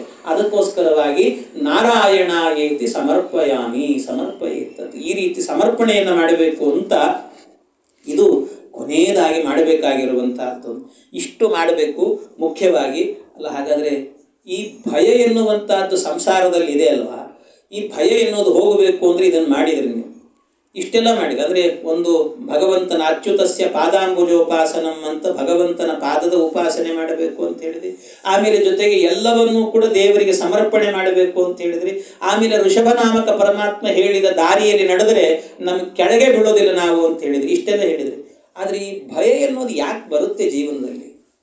ಭಯ ಯಾಕೆ ಬರುತ್ತೆ ಅಂದರೆ ನೋಡಿ, ಭಯ ಯಾಕೆ ಬರುತ್ತೆ ಅಂದರೆ ನಿಮ್ಮ ಜೀವನದಲ್ಲಿ ನೀವು ಎರಡನೇದ್ರಲ್ಲಿ ಅಪೇಕ್ಷೆಯನ್ನಿಟ್ಟರೆ ನಿಮಗೆ ಭಯ ಬರುತ್ತೆ. ಎರಡನೇದ್ರಲ್ಲಿ ಅಪೇಕ್ಷೆ ಇದ್ದರೆ ಭಯ ಬರುತ್ತಂತೆ. ಅದನ್ನು ಹೇಳ್ತಾರೆ, ಭಯಂ ದ್ವಿತೀಯಾಭಿನಿವೇಶತ ಸ್ಯಾತ್ ಈಶಾದಪೇತಸ್ಯ ವಿಪರ್ಯಯೋ ಸ್ಮೃತಿ.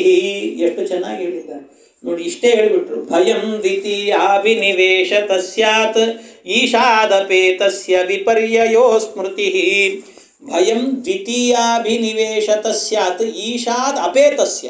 ಈಶಾದ್ ಅಪೇತಸ್ಯ ಅಂದರೆ ಈಶಾ ಅಂದರೆ ಭಗವಂತ, ಭಗವಂತನನ್ನು ಬಿಟ್ಟು ದ್ವಿತೀಯಾಭಿನಿವೇಶತಃ ಎರಡನೇದ್ರಲ್ಲಿ ನಿಮ್ಮ ಮನಸ್ಸು ಎನ್ನುವುದನ್ನು ಹಾಕಿದ್ರಿ ಅಂದರೆ ಭಯ ಶುರುವಾಗುತ್ತೆ ನಿಮ್ಮ ಜೀವನದಲ್ಲಿ ಅಂತ. ಎರಡನೇದ್ರಲ್ಲಿ ಹೋಗಬಾರ್ದು ಮನಸ್ಸು, ಒಂದನೇದ್ರಲ್ಲಿ ನಿಲ್ಲಬೇಕು, ಗಟ್ಟಿ ನಿಲ್ಲಬೇಕು, ಒಂದನೇದ್ರಲ್ಲಿ ನಿಲ್ಲಬೇಕು. ಏನಿದು ಎರಡನೇದ್ರಲ್ಲಿ ಹೋಗಬಾರದು ಅಂದರೆ ಏನದು? ಎರಡನೇದು ಯಾವುದು? ಎರಡನೇದ್ದು? ವ್ಯಾಖ್ಯಾನಕಾರರು ಕೂಡ ಬಹಳ ವಿಸ್ತಾರ ಏನು ಬರೀಲಿಲ್ಲ ಅದಕ್ಕೆ. ಯಾಕೆ ಅಂದರೆ ನೀವೇ ಇಟ್ಟುಕೊಳ್ರಿ ಅಂತಂದ್ರೆ ಅವರು, ನೀವೇನು ಬೇಕಾದ್ರೆ ಎರಡನೇದ್ದು ಅಂದರೆ ಯಾವುದು ಬೇಕಾದ್ರೆ ಇಟ್ಟುಕೊಳ್ರಿ. ಯಾವುದದು ಎರಡನೇದ್ದು? ಎರಡನೇದು ಯಾವುದು ಅಂತಂದರೆ, ಒಂದು ನೋಡಿ, ನಿಮ್ಮ ಜೀವನದಲ್ಲಿ ನಿಮ್ಮ ಮನೆಯಲ್ಲಿ ನಿಮ್ಮ ಜೀವನದಲ್ಲಿ ಮೊದಲು ನೋಡಿದ ಹೆಣ್ಣು ಅಂದರೆ ಯಾರು? ನಮ್ಮ ತಾಯಿಯನ್ನು ನೋಡಿರ್ತೇವೆ. ನಮ್ಮ ಜೀವನದಲ್ಲಿ ನಾವು ನೋಡುವಂಥದ್ದು ಮೊದಲು ನೋಡುವಂಥ ಹೆಣ್ಣು ಅಂದರೆ ಯಾರು? ತಾಯಿ ಅಂತ, ತಾಯಿ.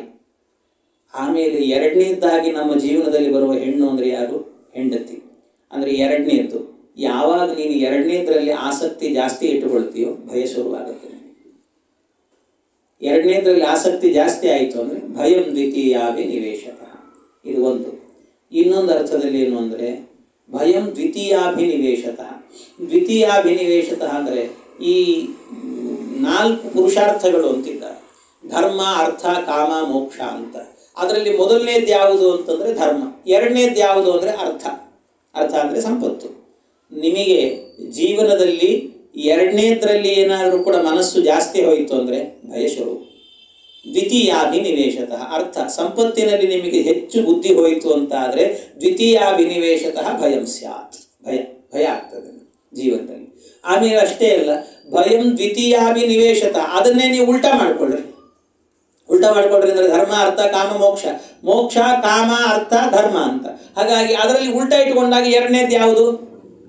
ಮೋಕ್ಷ ಅಲ್ಲ, ಕಾಮ. ಹಾಗಾಗಿ ಕಾಮ, ಅದರಿಂದಾಗಿ ಕಾಮನೆಯಲ್ಲಿ ಅಂದರೆ ನಿಮಗೆ ಬೇಡವಾದಂಥ ವಿಷಯಗಳಲ್ಲಿ ಆಸೆಗಳು ಜಾಸ್ತಿ ಆಯಿತು ಅಂತ ಆದರೆ ಆಗೇನಾಗುತ್ತೆ? ಭಯ ಆಗಲಿಕ್ಕೆ ಶುರುವಾಗುತ್ತೆ. ಯಾಕೆ ಅಂತಂದರೆ ನೀವು ಜೀವನದಲ್ಲಿ ಬೇಡವಾದ್ದನ್ನು ಬಯಸಿದಾಗ ಅದು ಸಿಗೋದಿಲ್ಲ ನಿಮಗೆ. ಸಿಗದೇ ಇದ್ದಾಗ ಅದು ಏನಾದರೂ ಮಾಡಿ ಪಡ್ಕೊಳ್ಬೇಕು ಅಂತ ಇನ್ನೊಬ್ಬರನ್ನು ಹೊಡೆದೋ ಬಡದೋ ಅಥವಾ ಇನ್ನೊಬ್ಬರನ್ನು ಕೊಲೆ ಮಾಡಿಯೋ ಅಥವಾ ಆಕ್ರಮಣ ಮಾಡಿಯೋ ಅದನ್ನು ತಗೊಳ್ಳಿಕ್ಕೆ ಅಂತ ಬಯಸ್ತೇವೆ. ಹಾಗಾಗಿ ದ್ವಿತೀಯಾಭಿನಿವೇಶತಃ ಜೀವನದಲ್ಲಿ ಭಯ ಶುರುವಾಗುತ್ತೆ ಅವತ್ತಿಂದ. ಆದ್ದರಿಂದ ದ್ವಿತೀಯಾಭಿನಿವೇಶತಃ ಎರಡನೇದಲ್ಲಿ ಸೇರಿತು ಅಂದರೆ ಭಯ ಶುರುವಾಯಿತು ಅಂತ ಅರ್ಥ. ಇನ್ನೊಂದು ಮುಖ್ಯವಾಗಿ ಮೊದಲನೇದ್ದು ತಾರತಮ್ಯಲ್ಲಿ ನೋಡ್ಕೊಂಡು ಬನ್ನಿ. ತಾರತಮ್ಯ ಕಕ್ಷೆಯಲ್ಲಿ ಆಗಬೇಕಾದ್ರೆ ಮೊದಲನೇದಿರೋದು ಯಾರು ಅಂತಂದರೆ ಭಗವಂತ, ಸರ್ವೋತ್ತಮನಾದಂಥ ಶ್ರೀಹರಿ. ಎರಡನೇ ಕಕ್ಷೆಯಲ್ಲಿ ಬರೋದು ಯಾರು? ಲಕ್ಷ್ಮೀದೇವಿ. ಹಾಗಾಗಿ ಎರಡನೇದ್ರಲ್ಲಿ ಮನಸ್ಸನ್ನು ಇಟ್ಟಿವಿ ಅಂದರೆ ನಾವೆಲ್ಲ ಏನು ಮಾಡ್ತಿರ್ತೀವಿ ಅಂದರೆ ಬೇರೆ ದಿವಸ ಏಕಾದಶಿ ಬಂದರೆ ಉಪವಾಸ ಮಾಡ್ತೀವೋ ಬಿಡ್ತೀವೋ ಅದು ಮಾಡೋದಿಲ್ಲ. ಅಮಾವಾಸ್ಯೆ ಬಂದರೆ ಮಾತ್ರ ಲಕ್ಷ್ಮೀ ಪೂಜೆ ಮಾಡ್ತೇವೆ. ಬೇಡ ಅಂದರೂ ಗಾಡಿ ಪೂಜೆ ಮಾಡ್ತಿರ್ತಾರೆ, ಮನೆ ಮುಂದೆ ನಿಲ್ಲಿಸಿ ಅದನ್ನು ತೊಳೆಯೋದೇನು ಬಳಿಯೋದೇನು, ಅಮಾವಾಸ್ಯೆ ಬಂದರೂ ಸರ್ ಇದು ಮಾಡ್ತಿರ್ತಾರೆ. ಯಾಕೆ ಅಂದರೆ ದ್ವಿತೀಯಾಭಿನಿವೇಶತ. ಲಕ್ಷ್ಮೀ ಪೂಜೆ ಮಾಡಿದ್ವಿ ಅಂದರೆ ಸಂಪತ್ತು ಬರ್ತದೆ, ದುಡ್ಡು ಬರ್ತದೆ. ನಿಮಗೆ ದುಡ್ಡು ಬಂತು ಅಂದರೆ ನಾಳೆ ನಿಮ್ಮ ಸ್ಥಿತಿ ಎಲ್ಲಿಗೆ ಬರುತ್ತೆ ಅಂತಂದರೆ ಎಲ್ಲಿ ಇಡ್ಲಿ ಅನ್ನೋ ಸ್ಥಿತಿ ಬರುತ್ತೆ ಸರ್. ಇದನ್ನು ಎಲ್ಲಿ ಇಡಬೇಕು, ನಾನು ಎಲ್ಲಿ ಇದನ್ನು ಬಚ್ಚಿಡಬೇಕು, ಎಲ್ಲಿ ನಾನು ಬಚ್ಚಿಟ್ಟರೂ ಕೂಡ ಎಲ್ಲಿ ನನ್ನ ಮೈ ಮೇಲೆ ರೈಡ್ ಆಗುತ್ತೋ ಏನೋ ಅಂತ ಭಯ ಶುರುವಾಗುತ್ತೆ. ಹಾಗಾಗಿ ದ್ವಿತೀಯಾಭಿನಿವೇಶತಃ ಅಂದರೆ ಮೊದಲನೆಯದ್ದು ಶ್ರೀಹರಿ ಇದ್ದಾನೆ ಪರಮಾತ್ಮ, ಅವನನ್ನು ಬಿಟ್ಟು ಎರಡನೇದರಲ್ಲಿ ಲಕ್ಷ್ಮಿಯಲ್ಲೇನೆ ಹೆಚ್ಚು ನಿಮಗೆ ಆಸಕ್ತಿ ಅನ್ನೋದು ಹುಟ್ಟಿತು ಅಂದರೆ ಭಯಂ ಸ್ಯಾತ್, ಅಲ್ಲೂ ಕೂಡ ಭಯ ಎನ್ನುವಂಥದ್ದಾಗುತ್ತೆ. ಹಾಗಾಗಿ ಈ ಭಯ ಎನ್ನುವಂತಹದ್ದು ಎಲ್ಲರಿಗೂ ಕೂಡ ಆಗುವಂಥದ್ದು, ಈ ಭಯ ಎನ್ನುವಂಥದ್ದು. ಅದರಿಂದ ಎಲ್ಲಿ ಅಂತಂದರೆ ದ್ವಿತೀಯಾಭಿನಿವೇಶತಃ, ಎರಡನೇದರಲ್ಲಿ ನಿಮಗೆ ಆಸಕ್ತಿ ಎನ್ನುವಂಥದ್ದು ಬಂತು ಅಂತಾದರೆ ಆಗ ಭಯ ಎನ್ನುವಂಥದ್ದು ಶುರುವಾಗುತ್ತೆ. ಅದರಿಂದ ಅಲ್ಲಿ ಆಸಕ್ತಿಯನ್ನು ಕಡಿಮೆ ಮಾಡಿರಿ ಅಂತ. ಆಗ ಭಯ ಎನ್ನುವಂಥ ತಾನಾಗೆ ಹೋಗುತ್ತಂತೆ. ಜೀವನದಲ್ಲಿ ಭಯ ಇರಲ್ಲ, ಯಾವಾಗಲೂ ದೇವರಿದ್ದಾನೆ ಅನ್ನುವಂತಹ ವಿಶ್ವಾಸ ಅದು ಅಭಯ, ಜೀವನದಲ್ಲಿ ಅಭಯ ಎನ್ನುವಂಥದ್ದಾಗುತ್ತೆ. ಆದ್ದರಿಂದ ಯಾವತ್ತೂ ಕೂಡ ಇದಾಗೋದಿಲ್ಲ ಅಂತ ಈ ರೀತಿ ಬದುಕಬೇಕು ಅಂತ ಹೇಳಿದರು. ಅವಿದ್ಯಮಾನೋಪ್ಯವಭಾತಿ ಹಿದ್ವಯೋ ಧ್ಯಾತುಹೃದಯ ಸ್ವಪ್ನ ಮನೋರಥೋ ಯಥಾ ತತ್ಕರ್ಮ ಸಂಕಲ್ಪ ವಿಕಲ್ಪ ಕಮ್ಮನೋ ಬುಧೋ ನಿದದ್ಯಾತ್ ಅಭಯಂ ತತಸ್ಯಾತ್. ಅಭಯಂ ಇದನ್ನು ಈ ಪ್ರಪಂಚ ಏನಿದೆ ಅಲ್ವಾ, ಈ ಪ್ರಪಂಚ ಎನ್ನುವಂಥದ್ದು ಸ್ವಪ್ನದಂತೆ ಅಂತ ತಿಳ್ಕೊಂಬಿಡ್ರಿ. ನಮ್ಮ ಸಂಸಾರ ಎನ್ನುವುದಿದೆಯಲ್ಲ ಸ್ವಪ್ನದಂತೆ. ಸ್ವಪ್ನ ಅಂದರೆ ಸುಳ್ಳು ಅಂತ, ಸುಳ್ಳಲ್ಲ, ಸ್ವಪ್ನ ಸುಳ್ಳಲ್ಲ. ಯಾಕೆಂದರೆ ಸ್ವಪ್ನದಲ್ಲಿ ಕಂಡಂಥ ಜ್ಞಾನ ಸತ್ಯ. ಯಾಕೆಂದರೆ ನಮಗೆ ಜ್ಞಾನ ಬೆಳಿಗ್ಗೆ ಆದ ಕೂಡಲೇ ಆ ಜ್ಞಾನವನ್ನೆಲ್ಲ ಹೇಳ್ತೇವೆ ನಾವು ತಿಳುವಳಿಕೆಯನ್ನು. ನಾನು ಸ್ವಪ್ನದಲ್ಲಿ ಆನೆ ಕಂಡೆ, ಆನೆ ಮೇಲೆ ಓಡಾಡಿದೆ ಎಲ್ಲ ಹೇಳ್ತೇವೆ ನಾವು. ಹಾಗಾದ್ರೆ ತಿಳುವಳಿಕೆ ಸರಿ ಇದೆ, ಆದರೆ ಆ ಆನೆ ಇದೆಯಲ್ಲ, ಆನೆಯೂ ಕೂಡ ಸತ್ಯ. ಆದರೆ ಆ ಆನೆ ಹೊರಗೆ ಕಾಣುವ ಆನೆ ಎರಡೂ ಒಂದು ಅಂತ ತಿಳ್ಕೊಂಡ್ರೆ ಅದು ಸುಳ್ಳು. ಸ್ವಪ್ನದ ವಿಶೇಷತೆ ಇದೆ. ಸ್ವಪ್ನ ಸುಳ್ಳಲ್ಲ. ಸ್ವಪ್ನ ಯಾಕೆಂದ್ರೆ ಸ್ವಪ್ನವನ್ನು ಕಂಡದ್ದನ್ನು ವಿವರಣೆ ಕೊಡ್ತೇವೆ ನಾವು. ವಿವರಣೆ ಕೊಡ್ತೇವೆ ಅಂದ್ರೆ ನಡೆದಿರಬೇಕಲ್ಲ ಘಟನೆ, ಅದು ನಡೆದಂಥ ಘಟನೆ ಅಂದರೆ ಏನರ್ಥ? ಸ್ವಪ್ನದಲ್ಲಿ ನಡೆದಂಥ ಘಟನೆ, ಅದು ಸುಳ್ಳಲ್ಲ, ಸತ್ಯ ಹೌದು. ಆದರೆ ಸತ್ಯವಾಗಿದ್ದರೂ ಕೂಡ ಅಲ್ಲಿ ಕಂಡದ್ದು ಇಲ್ಲಿ ಕಂಡದ್ದು ಒಂದೇ ಅಂತ ತಿಳಿಯೋದು ಮಾತ್ರ ಸುಳ್ಳು.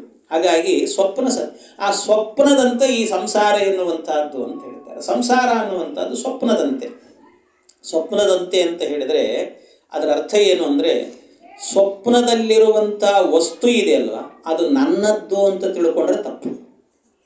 ಸಂಸಾರವು ಹಾಗೆ ಅಂದರೆ ಇಲ್ಲಿ ಇರುವಂತಹದ್ದು ದ್ವಯ ಅಂತ ಹೇಳಿದರೆ ಇದಕ್ಕೆ ಶ್ರೀಮದ್ ಆಚಾರ್ಯರು ಅರ್ಥವನ್ನು ಬರೀತಾರೆ. ಯಾವುದು ದ್ವಯ ಅಂದರೆ ಆತ್ಮನೋ ದೇಹಗೇಹಾದಿ ದ್ವಯ ಶಬ್ದೇನ ಗಣ್ಯತೆ ಅಂತ ಹೇಳ್ತಾರೆ. ಆತ್ಮನೋ ದೇಹಗೇಹಾದಿ, ನಮ್ಮ ದೇಹ ಇದೆಯಲ್ಲ, ಈ ದೇಹ ನನ್ನ ಮನೆ, ಇದು ನಂದು ಅಂತ ಅನ್ಕೊಳ್ಳೋದಿದೆಯಲ್ಲ, ಇದು ಇದೆಯಲ್ವ, ಇದು ಎನ್ನುವಂತಹದ್ದು ಸುಳ್ಳು. ಇದು ಸುಳ್ಳು ಅಂದರೆ ಏನರ್ಥ? ಸುಳ್ಳು ಅಂದರೆ ಇದನ್ನು ನಂಬೇಡಿ ಅಂತ, ಸ್ವಪ್ನದಂತೆ ಇದು ಅಂತ. ಸ್ವಪ್ನದಲ್ಲಿ ನಾವೇನೋ ಒಂದೊಂದು ವಸ್ತುವನ್ನು ಕಂಡ್ವಿ. ಸ್ವಪ್ನದಲ್ಲಿ ನಾವೇನಾಯಿತು ಅಂದರೆ, ಸ್ವಪ್ನದಲ್ಲಿ ನಮಗೊಂದು ದುಃಖ ಆಗುತ್ತೆ. ಯಾವಾಗ ಅಂದರೆ, ನಾವು ಸ್ವಪ್ನ ಮಲಗಿರಬೇಕಾದ್ರೆ ನಮ್ಮ ಸ್ವಪ್ನದಲ್ಲಿ ಇದ್ದಕ್ಕಿದ್ದಾಗೆ ನಮ್ಮ ಮನೆಯಲ್ಲಿ ದೊಡ್ಡ ಸಂಪತ್ತಿದೆ. ಯಾರೋ ಒಬ್ಬ ಕಳ್ಳ ಬಂದವನು ಏನು ಮಾಡಿದ, ನಮ್ಮನ್ನು ಹೊಡೆದು ಕೈಕಾಲು ಕಟ್ಟಿ ಹಾಕಿ ಇಡೀ ಸಂಪತ್ತನ್ನೆಲ್ಲ ದೋಚಿಕೊಂಡು ಹೋದಾಗ ಎಷ್ಟು ದುಃಖ ಆಗುತ್ತೆ, ಬಹಳ ದುಃಖ. ಆದರೆ ಅಷ್ಟರಲ್ಲೇನೆ ಇದ್ದಕ್ಕಿದ್ದಾಗೆ ಎಚ್ಚರಿಕೆ ಆಯಿತು, ಕಣ್ಣು ಬಿಟ್ವಿ, ಒಂದು ಲೋಟ ನೀರು ಕುಡಿದ್ವಿ, ಮಲಗಿದ್ವಿ. ಮತ್ತೆ ಇದು ಸಮಾಧಾನ. ಇದು ಏನಲ್ಲಪ್ಪ ಇದು ಅಂದರೆ ಅರ್ಥ ಏನು? ಆದರೂ ನಿಮಗೊಂದು ದುಃಖ ಆಯ್ತಲ್ಲ. ಯಾಕೆ ಅಂತಂದರೆ ಅದು ನಿಮ್ಮ ವಸ್ತು ಏನು ಕಳೆದಿಲ್ಲ, ಅದರಲ್ಲಿ ನಿಮ್ಮ ವಸ್ತು ಏನು ಹೋಗಿಲ್ಲ. ಸ್ವಪ್ನ ಇದೆಯಲ್ಲ, ಕನಸು ಕಂಡದ್ದು ನೀವು.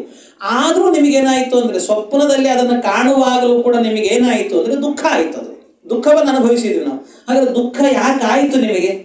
ಯಾಕೆ ನಿಮ್ದೇನು ವಸ್ತು ಕಳೆದಿದೆಯಾ? ಅಲ್ಲಿ ಯಾವ ಒಂದು ಪೈಸೆ ಒಂದು ಬಿಡಿಗಾಸು ಹೋಗಲಿಲ್ಲ, ಆದರೂ ನಮಗೊಂದು ದುಃಖದ ಅನುಭವ ಎನ್ನುವುದಾಗತ್ತೆ.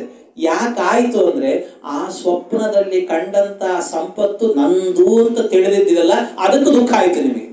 ಹಾಗೆ ಸಂಸಾರದಲ್ಲೂ ಕೂಡ ನಿಮಗೆ ದೇಹಗೇಹಾದಿ, ಈ ದೇಹ ಮನೆ ಎನ್ನುವಂಥದ್ದು ಎಲ್ಲವೂ ಕೂಡ ಇದು ನಂದು ಅಂತ ಹಚ್ಚಿಕೊಂಡಿದ್ದೀವಲ್ವ, ಇದು ಇರೋದ್ರಿಂದಾಗಿ ನಿಮಗೆ ದುಃಖ ಆಗ್ತಾ ಇದೆ.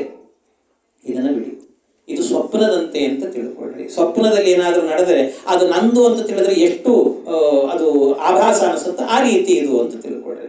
ಆದರೆ ಇದು ಸ್ವಪ್ನ ಅನ್ನೋ ದೃಷ್ಟಾಂತ ಕೊಟ್ಟಿದ್ದಾರಲ್ಲ, ಯಾಕೆ ಅಂದರೆ ಈ ದೃಷ್ಟಾಂತ ಕೊಟ್ಟದ್ದು ಬಹಳ ಅದ್ಭುತವಾದದ್ದು. ಸಂಸಾರದಲ್ಲಿ ಈ ದೃಷ್ಟಾಂತ ಅಂದರೆ, ಸಂಸಾರದಲ್ಲಿ ಏನು ಅಂತಂದರೆ ಅದರಲ್ಲಿ ಇನ್ನೊಂದು ಇದೆ ನೋಡಿ. ಏನಂದ್ರೆ ವಿಶೇಷತೆ, ನಿಮಗೆ ಇಲ್ಲಿ ಸ್ವಾತಂತ್ರ್ಯ ಇಲ್ಲ ಅನ್ನೋದನ್ನು ಕೂಡ ಹೇಳ್ತಾರೆ. ಸ್ವಪ್ನ ಇದೆಯಲ್ಲ, ಕನಸು ಅನ್ನೋದಿದೆಯಲ್ಲ, ಕನಸನ್ನು ನಾವು ನೋಡಬೇಕಷ್ಟೆ, ನಾವು ಮಾಡಲಿಕ್ಕೆ ಬರೋದಿಲ್ಲ ಅದನ್ನು. ನಮಗೆ ಕನಸು ಹೀಗೇ ಬರಬೇಕು ಅಂತ ನೀವು ಮಾಡಲಿಕ್ಕೆ ಆಗತ್ತೆ ಅದನ್ನು, ಕನಸನ್ನು ಅದು ಹೇಗೆ ಬರುತ್ತೆ ಹಾಗೆ ನೋಡಬೇಕಷ್ಟೇ ನೀವು ಕನಸು. ಕನಸನ್ನು ನಿಮಗೆ ನೋಡಲಿಕ್ಕೆ ಅಧಿಕಾರ ಇದೆ ಹೊರತು ಮಾಡಲಿಕ್ಕೆ ಅಧಿಕಾರ ಎನ್ನುವಂಥದ್ದು, ಅದರಲ್ಲಿ ಸ್ವಾತಂತ್ರ್ಯ ಎನ್ನುವಂಥದ್ದಿಲ್ಲ ನಿಮಗೆ. ಹಾಗೆ ಈ ಪ್ರಪಂಚದಲ್ಲಿ ನಿಮ್ಮ ಸಂಸಾರದಲ್ಲಿ ಆಗಬೇಕಾದರೂ ಕೂಡ ನಿಮಗೇನು ಅಂತ ಹೇಳಿದರೆ, ಈ ಸಂಸಾರ ಎನ್ನುವುದು ಹೀಗೇ ಇರಬೇಕು ಅಂತ ಮಾಡಲಿಕ್ಕೆ ನಿಮಗೆ ಅಧಿಕಾರ ಇಲ್ಲ. ಈ ಮನೆ ಹೀಗಿರಬೇಕು, ಇದು ಇದು ಅಧಿಕಾರ ಇಲ್ಲ ನಿಮಗೆ. ಇದು ಏನು ಅಂದರೆ ಅದು ಹೇಗಿದೆಯೋ ಹಾಗೆ ಸ್ವೀಕಾರ ಮಾಡಬೇಕಷ್ಟೆ. ಸಂಸಾರ ಹೇಗಿದೆಯೋ ಆಸ್ ಇಟ್ ಈಸ್ ಆಗಿ ಅದು ಹೇಗಿದೆಯೋ ಅದನ್ನು ಅದೇ ರೀತಿಯಲ್ಲಿ ಸ್ವೀಕಾರ ಮಾಡಬೇಕಷ್ಟೇ, ಬಿಟ್ಟರೆ ಇದು ಹಾಗಿರಬೇಕು ಅಂತ ಅದನ್ನು ಹೇರಿ ಮಾಡುವ ಅಧಿಕಾರ ನನಗೆ. ಯಾಕೆಂದರೆ ನಾವು ಅಸ್ವತಂತ್ರರು, ಸ್ವಪ್ನದಂತೆ ಅಂತ. ಹಾಗಾಗಿ ಸಂಸಾರ ಎನ್ನುವಂತಹದ್ದು ಸ್ವಪ್ನದಂತೆ ಅಂತ ತಿಳಿದು ಬದುಕಬೇಕು. ಆ ರೀತಿ ಬದುಕಿದಾಗ ಜೀವನದಲ್ಲಿ ಭಯ ಎನ್ನುವಂತಹದ್ದು ಹತ್ತಿರಕ್ಕೆ ಬರೋದಿಲ್ಲ. ಅದರಿಂದ ಹೀಗೆ ಬದುಕೋದನ್ನು ಕಲಿಬೇಕು ಅನ್ನೋದನ್ನ, ಇದೆಲ್ಲವನ್ನು ಕೂಡ ಈ ಕವಿ ಎನ್ನುವಂತಹ ಜ್ಞಾನಿ ಜಾಯಂತೇಯ ಈ ನಿಮಿರಾಜನಿಗೆ ಹೇಳಿದ. ಕೊನೆಗೆ ಹೇಳ್ತಾನೆ, ಹಾಗೆ ಬದುಕಬೇಕು ಅನ್ನೋದು ಒಂದಾದರೆ ಇನ್ನೊಂದೇನು ಅಂದರೆ, ಈ ರೀತಿ ಬದುಕಲಿಕ್ಕೆ ಶುರು ಮಾಡಿದಾಗ ದೇವರಲ್ಲಿ ಒಂದು ಭಕ್ತಿ ಬರ್ತದೆ. ಆ ಭಕ್ತಿಯಿಂದಾಗಿ ದೇವರ ಕಥೆ ಕೇಳಿದರೆ ಸಾಕು. ಯಾವ ರೀತಿ ಬದುಕ್ತಾನೆ ಅವನು ಅಂತ ಹೇಳಿದರೆ, ಶೃಣ್ವನ್ ಸುಭದ್ರಾಣಿ ರತಾಂಗ ಪಾಣೇ ಜನ್ಮಾನಿ ಕರ್ಮಾಣಿ ಚ ಯಾನಿ ಲೋಕೆ ಗೀತಾನಿ ನಾಮಾನಿ ತದರ್ಥಕಾನಿ ಗಾಯನ್ ವಿಲಜ್ಜೋ ವಿಚರೇದ ಸಂಗಃ. ಅವನೇನು ಮಾಡ್ತಾನಂತೆ, ನಿಜವಾದ ಭಕ್ತ ಅಂತ ಕರೆಸಿಕೊಂಡವನು ಕೊನೆಗಾಗಬೇಕಾದ್ರೆ ಶೃಣ್ವನ್ ಸುಭದ್ರಾಣಿ, ಒಳ್ಳೆ ವಿಷಯಗಳನ್ನು, ದೇವರ ಕಥೆಗಳನ್ನು ಕೇಳಿದರೆ ಸಾಕು. ರಥಾಂಗಪಾಣಿ, ಅವನ ಜನ್ಮಾಂತರದಲ್ಲಿ ಮಾಡಿದ ಪಾಪಗಳೆಲ್ಲ ಹೋಯಿತು ಅಂತ ತಿಳಿದು ಕುಣಿಲಿಕ್ಕೆ ಶುರು ಮಾಡ್ತಾನಂತೆ. ಗಾಯಂತಿ ವಿಲಜ್ಜ ವಿಚರೇದ ಅಸಂಗ, ಅಸಂಗ ಇಡೀ ಸಂಸಾರವನ್ನು ಝಾಡಿಸಿಕೊಂಡು ಕುಣಿಲಿಕ್ಕೆ ಶುರು ಮಾಡ್ತಾನಂತೆ. ಇದು ನಿಜವಾದ ಭಕ್ತನ ಲಕ್ಷಣ ಅಂತ. ಮತ್ತು ನೀವು ಯಾರು ಕುಣಿತಿಲ್ಲ, ಇಲ್ಲಿ ದೇವರ ಕಥೆ ಕೇಳ್ತಿದ್ದೀರಿ, ನೀವೆಲ್ಲ ಭಕ್ತರು ಹೌದೋ ಇಲ್ವೋ? ಹಾಗಾದ್ರೆ ಇದು ಸಮಸ್ಯೆ ನೋಡಿ. ಭಾಗವತ ಹೇಳಿಬಿಡುತ್ತದೆ, ಯಾರು ನಿಜವಾದ ಭಕ್ತರು ಅಂದರೆ ಗಾಯನ್ ವಿಲಜ್ಜ ವಿಚರೇದ ಅಸಂಗ. ಗಾಯನ್ ವಿಲಜ್ಜ, ಅವನು ಗಾನ ಮಾಡಲಿಕ್ಕೆ ಇದ್ದಕ್ಕಿದ್ದಾಗೆ ಗೋವಿಂದ ಕೃಷ್ಣ ಅಂತ ಹೇಳಲಿಕ್ಕೆ ಶುರು ಮಾಡ್ತಾನಂತೆ. ವಿಲಜ್ಜ, ನಾಚಿಕೆ ಇಲ್ಲ, ಯಾರೋ ನೋಡ್ತಿದ್ದಾರೆ ಅನ್ನೋ ನಾಚಿಕೆ ಇಲ್ಲ. ನಾಚಿಕೆ ಬಿಟ್ಟು ಲಜ್ಜೆಗೆಟ್ಟು ಕುಣಿಯಿರು ಎನ್ನುವ ಕಾಗದ ಬಂದಿದೆ ಅಂತಾರಲ್ಲ, ಹಾಗೆ ಲಜ್ಜೆ ಬಿಟ್ಟು ಕುಣಿಲಿಕ್ಕೆ ಶುರು ಮಾಡಿ ಇವು ನಿಜವಾದ ಭಕ್ತ ಅಂತ ಹೇಳ್ತಾರೆ. ಹಾಗಾದ್ರೆ ಮತ್ತೆ ಉಳಿದವರೆಲ್ಲ ನಾವು ಭಕ್ತರಲ್ವೋ? ಮತ್ತು ಇವತ್ತು ದೊಡ್ಡ ದೊಡ್ಡ ಸ್ವಾಮಿಗಳಿರ್ತಾರೆ, ಅವರೆಲ್ಲ ಕುಣಿಯಲ್ಲ, ಮತ್ತೇನು ಅವ್ರೇನು ಕುಣಿತಿರ್ತಾರೆ ಯಾವಾಗಲೂ ಕೂಡ, ಏನು ಕುಣಿಯಲ್ಲ. ಮತ್ತು ಅವ್ರು ಭಕ್ತರು ಹೌದೋ ಇಲ್ವೋ ಅಂದರೆ, ಅದಕ್ಕೆ ನೋಡಿ ಇಂತಹ ಸಂದರ್ಭಗಳಲ್ಲಿ ಮಧ್ವಾಚಾರ್ಯ ಬೇಕು ಅನ್ನೋದು ಇದಕ್ಕೋಸ್ಕರ. ಅದಕ್ಕೆ ಮಧ್ವಾಚಾರ್ಯ ಇದಕ್ಕೆ ವ್ಯಾಖ್ಯಾನವನ್ನು ಮಾಡುತ್ತಾರೆ. ಕೇಚಿದ್ ಉನ್ಮಾದವದ್ ಭಕ್ತಾ ಬಾಕ್ಯಲಿಂಗ ಪ್ರದರ್ಶಕಾ. ಭಕ್ತರಲ್ಲೂ ಕೂಡ ಅನೇಕ ವಿಧ ಇದ್ದಾರೆ ಅಂತ ಹೇಳ್ತಾರೆ. ಅನೇಕ ವಿಧ, 3 ವಿಧ ಇದ್ದಾರೆ ಸಾಮಾನ್ಯವಾಗಿ. ಯಾರು ಅಂದರೆ ಕೇಚಿತ್ ಉನ್ಮಾದವದ್ ಭಕ್ತಾ. ಅಲ್ಲಿರೋದನ್ನು ಹಾಗೆ ನಾನು ಆಸ್ ಇಟ್ ಈಸ್ ಅನುವಾದ ಮಾಡೋದಂದರೆ, ಕೆಲವರು ಹುಚ್ಚು ಭಕ್ತರು ಅಂತಿದ್ದಾರೆ ಅಂತ. ಅವರೆಲ್ಲ ಏನು ಮಾಡ್ತಾರಂತೆ, ಹುಚ್ಚು ಭಕ್ತರು ಅಂದರೆ ಅವರಿಗೆ ತಡಿಲಿಕ್ಕಾಗದೆ ಕುಣಿಲಿಕ್ಕೆ ಶುರು ಮಾಡ್ತಾರಂತೆ. ದೇವರ ಕಥೆಗಳನ್ನು ಕೇಳುವಾಗ, ದೇವರ ಭಜನೆಗಳನ್ನು ಮಾಡುವಾಗ ಕುಣಿಲಿಕ್ಕೆ ಶುರು ಮಾಡುತ್ತಾರೆ. ಇಂಥ ಭಕ್ತರು ಅಂತೂ ಕೆಲವರು ಇದ್ದಾರಂತೆ. ಇನ್ನು ಕೆಲವರು ಭಕ್ತರಿದ್ದಾರೆ ಬಾಕ್ಯಲಿಂಗ ಪ್ರದರ್ಶಕ. ಅವರು ಬಾಕ್ಯದಲ್ಲಿ ಹೊರಗಡೆಯಲ್ಲೇನೆ ನನ್ನಲ್ಲಿ ಭಕ್ತಿ ಇದೆ ಅನ್ನೋದನ್ನು ತೋರಿಸಿಕೊಳ್ತಾರೆ. ಅಂದರೆ ಕುಣಿಯೋದ್ರ ಮೂಲಕ ಭಕ್ತಿಯನ್ನು ತೋರಿಸಿಕೊಳ್ತಾರಂತೆ. ಇದು ಒಂದು ರೀತಿಯಾದಂಥ ಭಕ್ತರು. ಇನ್ನು ಕೇಚಿದ ಅಂತರ ಭಕ್ತ ಹಾಸ್ಯು, ಕೆಲವರು ಆಂತರ ಭಕ್ತರು ಅಂತಿದ್ದಾರಂತೆ. ಅಂದರೆ ಆಂತರ ಭಕ್ತರು ಅಂದರೆ ಒಳಗೆ ಆನಂದ ಪಡ್ತಿರ್ತಾರೆ. ಅವರು ಒಳಗೆ ಆನಂದ, ಹೊರಗೆಲ್ಲ ತೋರಿಸ್ಕೊಳ್ಳೋದಿಲ್ಲ ಅಂತ. ಕೆಲವು ಹೊರಗೆ ತೋರಿಸೋದಿಲ್ಲ, ಹೊರಗೆ ನನ್ನಲ್ಲಿ ಭಕ್ತಿ ಇದೆ ಅನ್ನೋ ಅವ್ರಿಗೆ ಯಾಕೆ ತೋರಿಸ್ಬೇಕು? ಇದೆ ಅಷ್ಟೇ. ಆನಂದ, ಒಳಗಿಂದಲೇ ಆನಂದವನ್ನು ಪಡುವ. ಹೀಗೆ ಆನಂದವನ್ನು ಪಡುವ ಅವರೂ ಭಕ್ತರೇ. ಇನ್ನು ಕೇಚಿತ್ತು ಉಭಯಾತ್ಮಕ. ಇನ್ನು ಕೆಲವರಿದ್ದಾರೆ ಉಭಯಾತ್ಮಕ, ಕೆಲವೊಂದು ಸರ್ತಿ ಕುಣಿತಾರೆ, ಕೆಲವೊಂದು ಸರ್ತಿ ಕುಣಿಯಲ್ಲ, ಹಾಗಿರ್ತಾರೆ. ಹೀಗೆ 3 ವಿಧವಾದಂಥ ಭಕ್ತರಿದ್ದಾರೆ ಅಂತ ಹೇಳಿ. ಅಲ್ಲ, ಆಯಿತು, ಇದೆಲ್ಲ ಸರಿ. ಆದರೆ ಭಕ್ತರು ಅಂದರೆ ಇದು ಒಂದೊಂದು ವಿಧ ಆಯಿತು. ಕಾಮನ್ ಧರ್ಮ ಅಂತ ಯಾವುದು ಇದರಲ್ಲಿ? ಎಲ್ಲರಲ್ಲೂ ಕೂಡ ಕಾಮನ್ ಆಗಿ ಇವನು ಭಕ್ತ ಅಂತ ಹೇಳಲಿಕ್ಕೆ ಒಂದು ಕಾಮನ್ ಆಗಿ ಯಾವುದಾದ್ರೂ ಒಂದು ಚಿಹ್ನೆಯನ್ನು ಹೇಳ್ರಿ ನಮಗೆ ಅಂತ ಹೇಳಿದರೆ, ಅದನ್ನು ಮಧ್ವಾಚಾರ್ಯ ಹೇಳಿದರು.